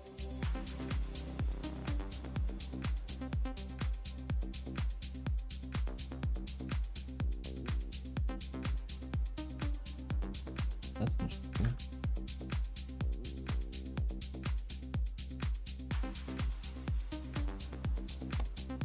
Oh, equipable item. We get the equipable item. Okay. Then from there, can we get the equipable item? We get the equipable item. That would give us the weapon ID. And the weapon ID is a Lyra equipment definition. So can we cast this to a Lyra? Oh, you dirty punks, man. Oh, we can just get the equipment def. All right. Don't be so hasty. Here we go. This is gonna plug in here. We are gonna have to clean all of this up when we're done, if we ever finish. And then this one will compare. Okay, compile. Save, why not? Let's play, we're gonna walk through this again. One of these is gonna work. This has nothing to do with what we were trying to accomplish tonight, but that's the way these go sometimes. All right, so we're getting our equipment definition. And then we're going to come up here and we are finally gonna compare our weapon ID pistol C to weapon ID. Yes, oh, they're the same. They're finally the same. Are you all seeing this? Okay, so if that's true, does that help us? That's the awesome part. Does that actually help us?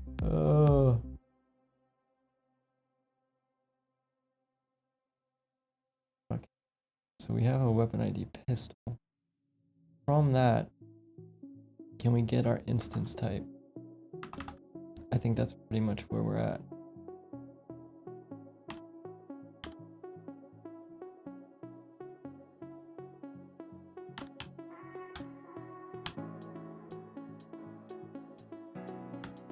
I can't cast, I can't do anything.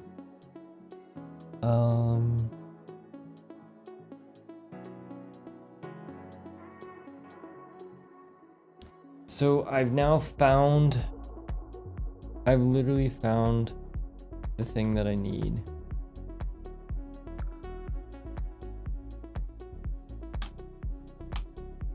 But I don't, like, I know that this is the right one. So all of this is basically to find out that the slot that I'm looking at, here, let's clean this up a little bit. We don't need any of these classes. All right, so what happens is we come in here. We don't need,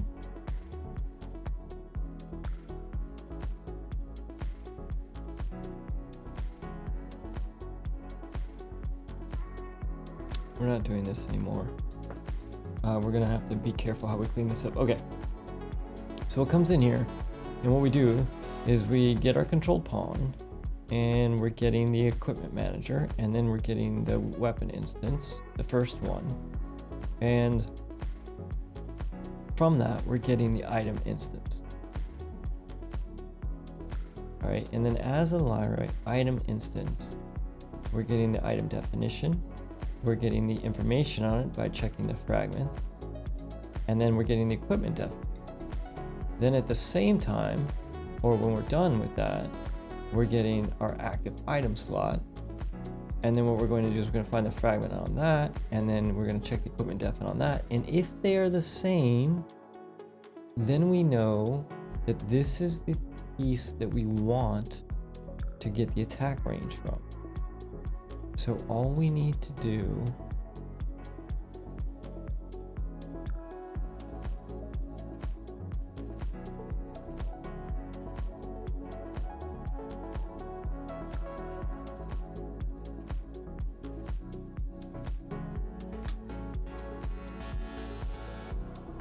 what is this? These are equipment instances. Oh, we're so close. I don't know if it's late and my brain is just stuck or what, but I feel like we are close.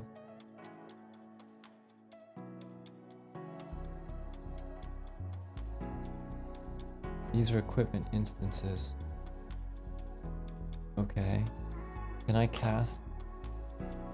Can I cast this to a weapon?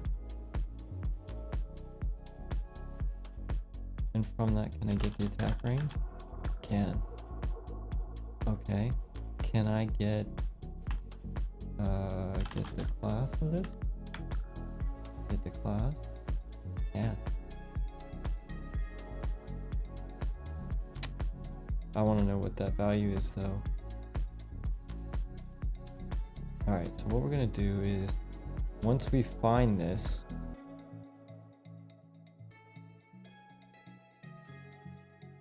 quick bar is checking to see. Oh, we have the control pawn. We get the equip. Alright. Reset our brains one more time. Okay, so we have the control pawn. Wait, no, even further back. All we want to know is what the attack range is on the currently equipped weapon. That's it. That's all I want to know. And if that's the case, can I cast this to a weapon? A Lyra weapon? Oh man, is this possible? If this is true, I should be able to get the attack range. And then let's just copy this for a second. Man, if this is it, I'm gonna. Okay. Let's just run through this and see. We should hit our breakpoints. That's great. So we're debugging this. We're going through step by step. We come in here. Okay, I cannot cast from that. That did not work. That's good in the sense that I feel better. Not good in the sense that, oh no, but this though on the other end, this though might be, that might be it.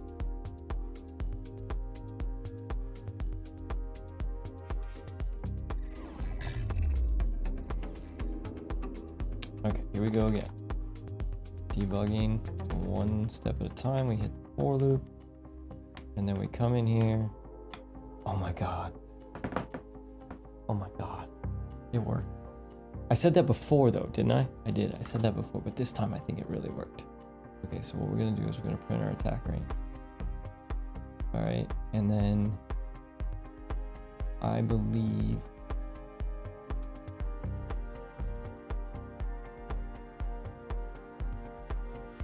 I think, you know what, just for sanity's sake, I'm gonna copy all this stuff off to the side for a second.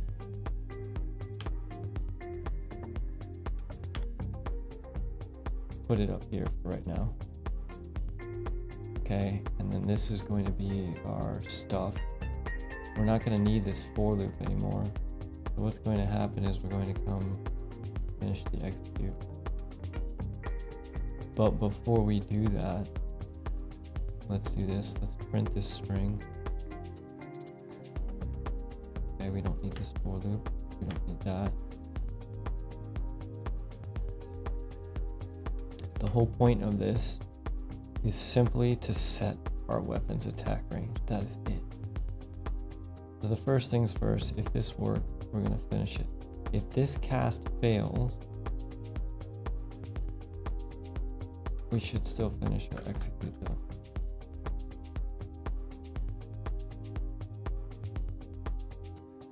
But do we want to finish the execution successfully? Yes, I believe we do. All right, so here we go. Let's see what print. And we don't need our breakpoint anymore because theoretically this is going to print 4. Although I didn't see anything. Yes, it did. Oh, dude, you can't see it, but it's right there. See, it printed 4,000. Oh, thank you. Finally. Okay, so now that if that's the case, that printed 4,000. Now the test will be, if now that we've done all this, can we find it? Okay, so let's kill our standard macros. We don't need our abilities. We don't need our widgets, any of them. Hero default. Shooter mannequin. Add one, give the player extra goodies. Okay, so if it's true, we're going to come down here. Okay, so what this should do now is I've changed it so that the enemies when they spawn will only have a sword. And the reason I did that is because if they only have a sword, I want to see them print the sword attack range.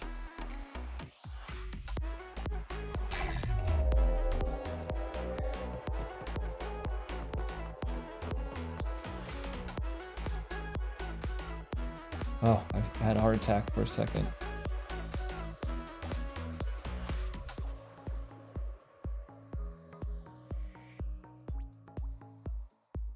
Can't tell if it printed anything. We gotta do it again. Let's clear this log. Play again.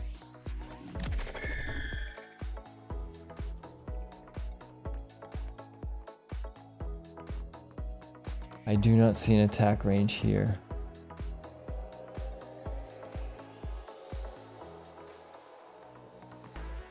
Interesting. Why is that? Why would that be? A little this, we don't need it. Loadout check.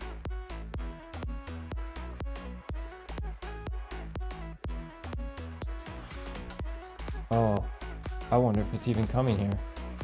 Here, let's see if it's even getting here.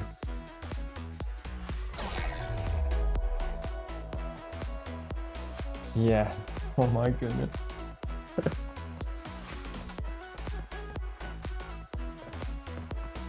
All right. This is why I think we're not hitting this. I believe that when they're spawning with a weapon already in the slot, so it's not setting the slot. So we're never hitting this code. So after all of that work,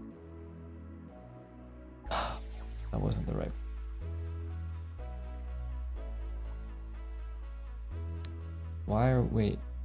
Why is that what we're not getting here? Hold on, I don't trust something. Something seems suspicious to me. Try this again. All right, I'm gonna come in here. We get the active slot. We get the slots for each one. Is it valid? It is. Is it less than 1? It's not. Okay. So, okay. All right. So now we know what's happening. What's happening is all right, we need to do this in 2 places. This is not going to happen. It's not going to do this. And the reason it's not going to do this, let me go back and show you. Okay. We're not too far off. So here's the deal. What happens is when it comes in here, it's checking to see if the item is a ranged weapon. And if it's a ranged weapon, it wants to equip that first, because I set it up so that the enemies would prefer ranged weapons over melee weapons, because distance is your friend, right? And so what happens is, if it's a ranged weapon, it's going to come in here and it's going to set the attack range. Cool. Okay. However, I don't even think we care about the attack range when it's ranged weapons, because the way they find their spots is completely different. And what we're going to do is we're going to go ahead, finish this. Now the problem is, if it's not, you know what we can do is, we can just do it right here. Get active slot item.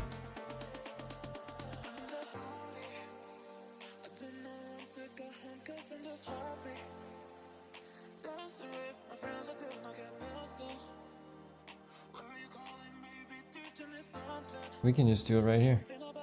I think we can just plug this in right here. And if it succeeds, we will do our print still. And we will come through. And if it fails, we're still going to come through. We'll take out these finished executes. Now, I want to double check something. And this is why we use perforce. Well, I thought this is why we use perforce.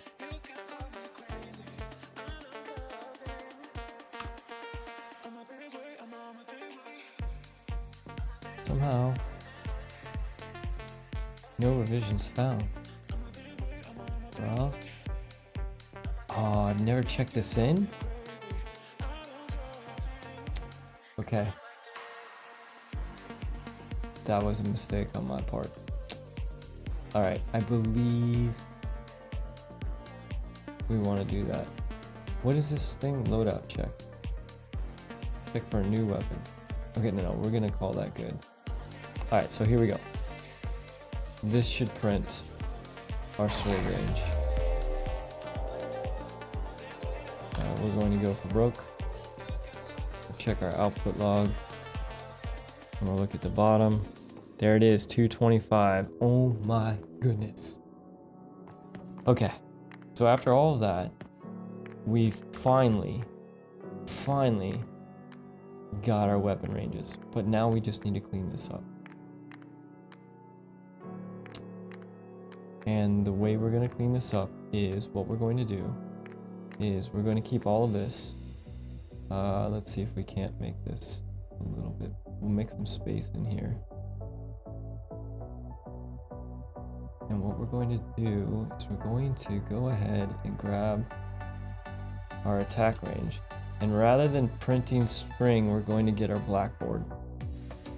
Okay, and we're going to set our blackboard value. This is all back to what we were trying to do. Set our blackboard value as a float. And the float that we're setting it to is our attack range. And then what we're going to do from here is we're going to connect in here. We're going to skip the print. We don't need it. Cleaning this up. This is going to come down here. This is also going to come drop down a little bit. Make some room.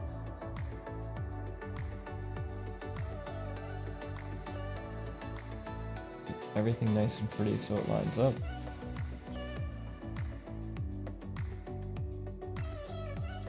Okay, so now what's basically going to happen is, when we start, we are going to take whatever the currently equipped weapon is, and we're going to set the attack range. Okay, and then if we happen to have a ranged weapon, and we set our active slots, we're also going to do that as well. We'll do it here as well.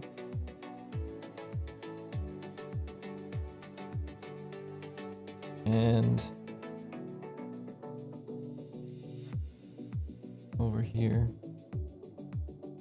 rather than printing, we're going to set our value as float, fill that in. We're going to finish executing this successfully. And we're done. So now, when it comes through here initially, it's going to set our attack range. And then if we happen to equip a new weapon, we're also going to set our attack range.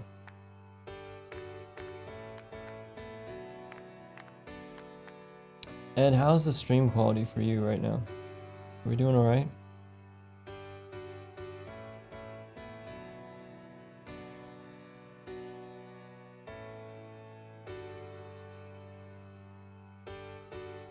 Put this up here. So that is also going to set the attack range. Now, the only other thing that we need to do is we need to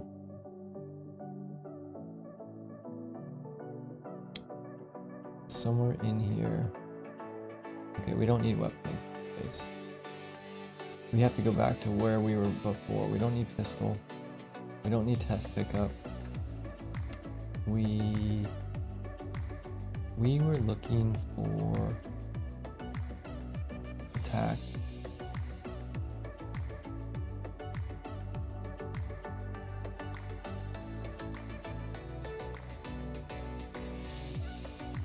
Attack range.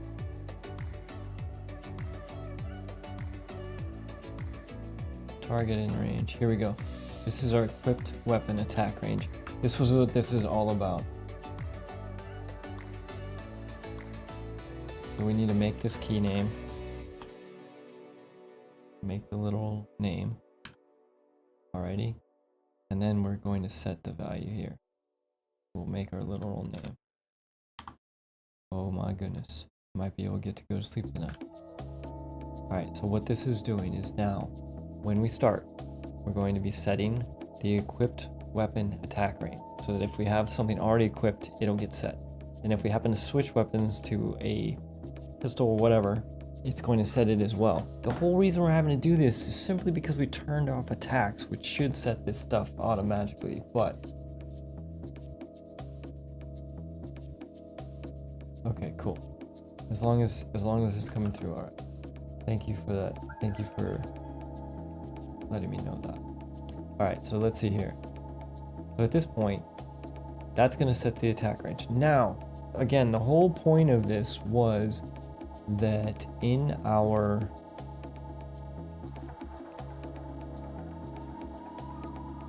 not our target in range, we don't need the weapon instance sword. We don't need find a random attack location. We don't need fight. Check ammo, we don't need controller loadout check. Let's compile and save this. Browse this. I want to mark this for add. I don't understand why this is marked for add. Okay. And then not attack. It's not our heal pickup. Close this. Man, we looked everywhere for this. What a scavenger hunt we went on. We don't need the ID pistol. We don't need the weapon ID. Strategize. We don't need. Fight. Loadout check. Target in range. Here we go. This is it. This is what this was all about. So what we want is when we come through here, we want it to print string. If we got it, what is going to happen now is loadout doesn't print anything. Loadout is just going to set the values. Right? Then when the enemy gets spawned, when they go to do the target in range check, they're going to print as part of the testing the current equipped weapon attack range, which remember before was printing 0. Theoretically,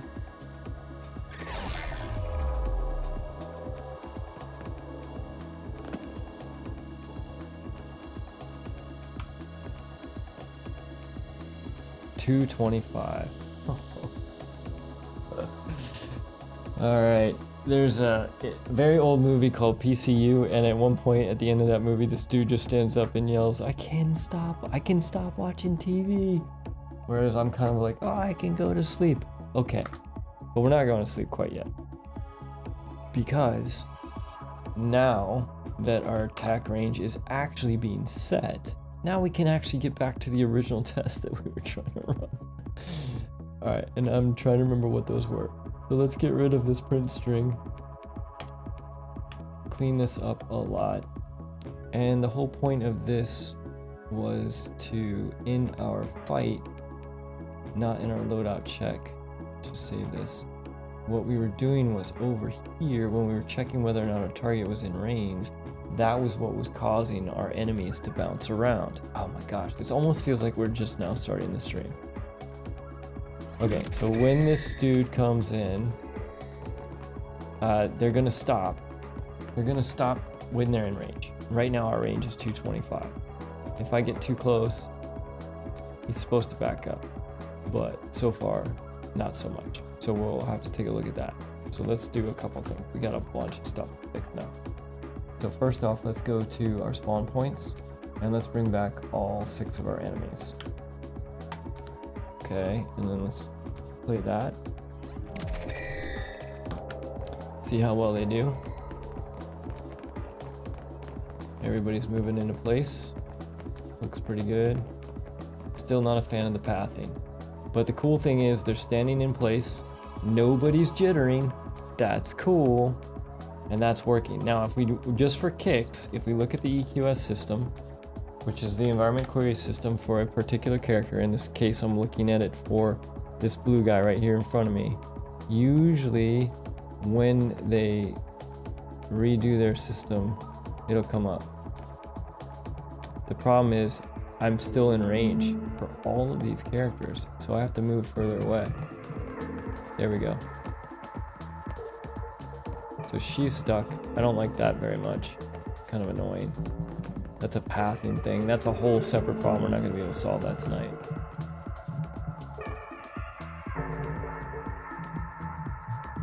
I have another idea of how to solve another problem with this too.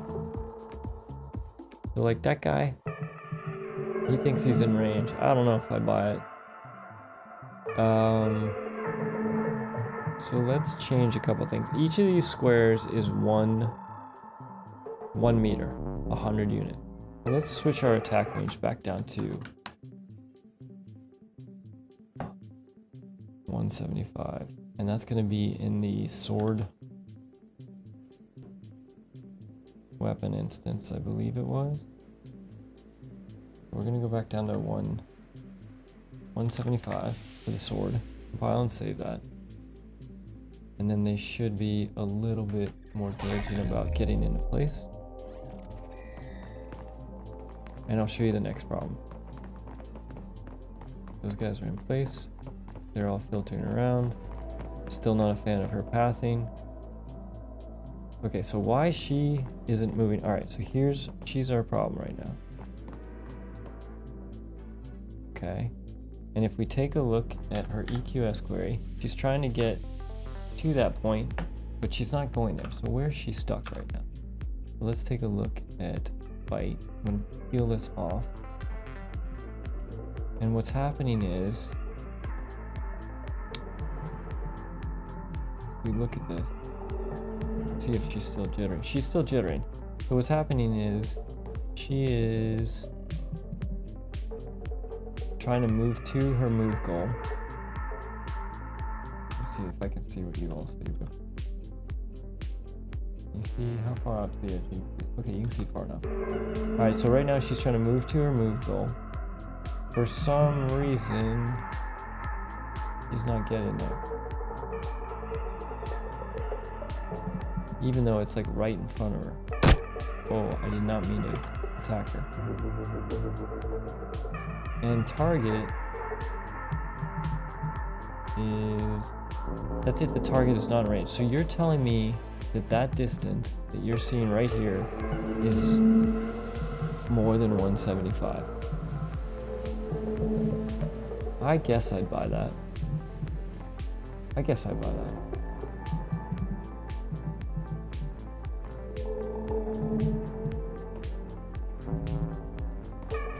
Okay, so if that's true, why isn't she moving to her move goal? Acceptance radius of 10. Let's go down to 5.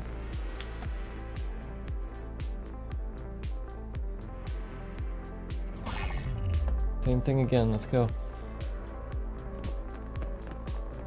6 enemies fall into place. Fall in, everybody. You'll figure it out. Hey, look at this. Why is he stuck? Oh, it's so frustrating. Wait, did he chill out? Okay, I think he chilled out. Let's bring up his EQS. That's the spot he's trying to get to. Why he's not right on that spot, I don't understand. That part is kind of driving me a little nuts. Because he's supposed to go right onto that spot.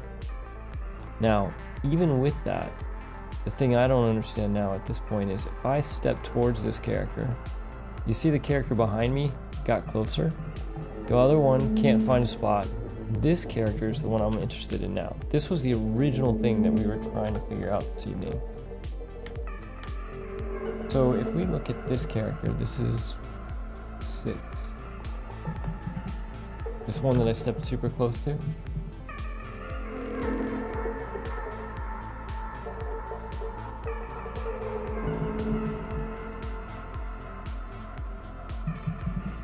I'm having some problems with the behavior tree debugging.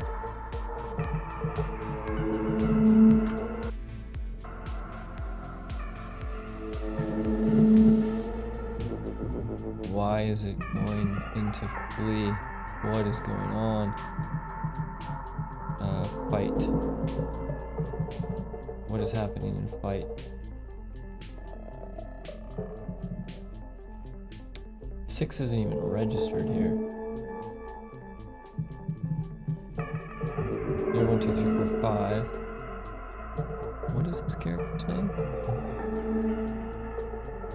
5.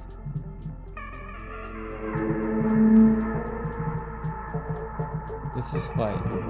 So 5's coming in, it's doing its loadout check. That's failing, that's failing, that's failing. So what's happening is target in range. Oh, I see. Okay, here's what's happening. What is it I'm specifically talking about? We had done a bunch of work so that if I took a step towards the enemy, they would take a step back. And that was our arm's distance stuff.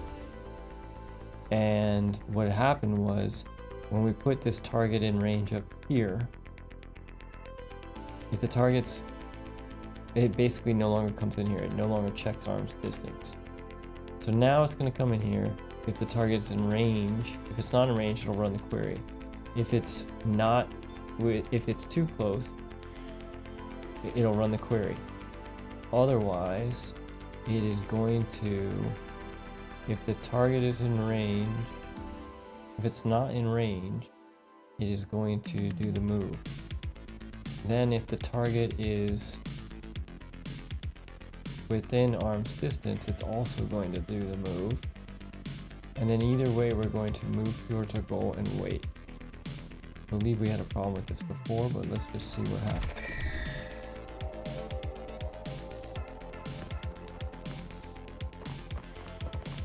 Okay, so they run into place.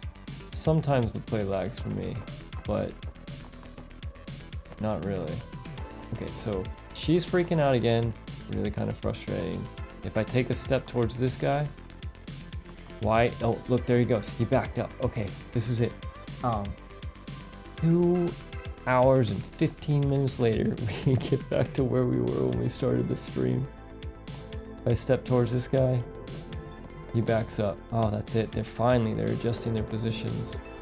Now, what are these two doing back here? If we take a look at our EQS.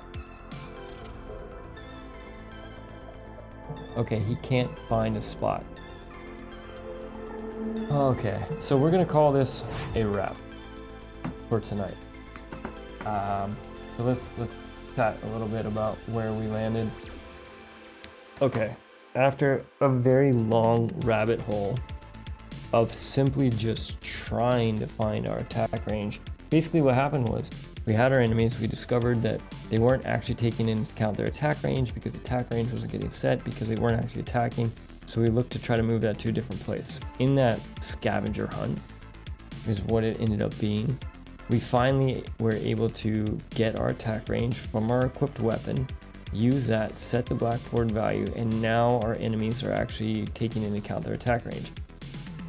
Our behavior tree is still not totally awesome, but at least now they wrap in a circle around our player, and also if we take a step towards them, they will take a step back for arm's length, which is great. So where does that leave us? That leaves us with, right now, they're having a hard time finding a spot around the player because I think there's too many spots. So probably what we're going to do either between now and the next stream or during the next stream is we're going to reduce the number of active melee striking positions that are around the player. That way it'll make it easier for them to get to those spots and they won't be fighting over them as much. Now that it looks like the actual behavior trees are working the way we kind of want them to. I'm hoping that will also reduce the ear flick of those dudes who are just running around stupidly. At that point, I think we're turning everything back on. Trying to think. Yeah, I think we're turning everything back on, and then we're going to start playing again. Wouldn't that be amazing? So we basically turn everything back on. We start, and then we start figuring out what the next thing is, what the next balancing thing is. I already know, and actually, Deep was asking about this earlier. I want to implement a block because I don't want us always running away. So we need to implement a block. We need to implement a block that, when effective, rewards the player for doing something with it, so they don't naturally run away. Because we don't want to do Unreal Tournament with this. The game feel I'm going for is not Unreal, where you're constantly backing away, trying to get away from the other players, and that's the only way to fight. I want you to actively engage with skill and purpose and intent. So that's where we are. Ed, thanks for hopping in. Deep, thanks for hopping in. Anybody else who is in the wings, thanks for checking it out. Everybody on Twitch, I hope you all have an awesome start to your week. Again, my name's Kevin. We do this twice a week, Wednesday mornings at 8 a.m., Sunday nights at 10:15 Pacific Standard Time. We have more videos coming, so feel free to check those out. And as always, if you have questions, throw those in the comments. If you have feedback, throw those in the comments. Also, feel free to hop in the next Q&A. The whole point of these is to answer your questions, not to watch me stumble through trying to make a prototype, but we fill the time that way if we don't have any questions. Have an awesome start of the week. Good night, everybody. I'll catch you all later.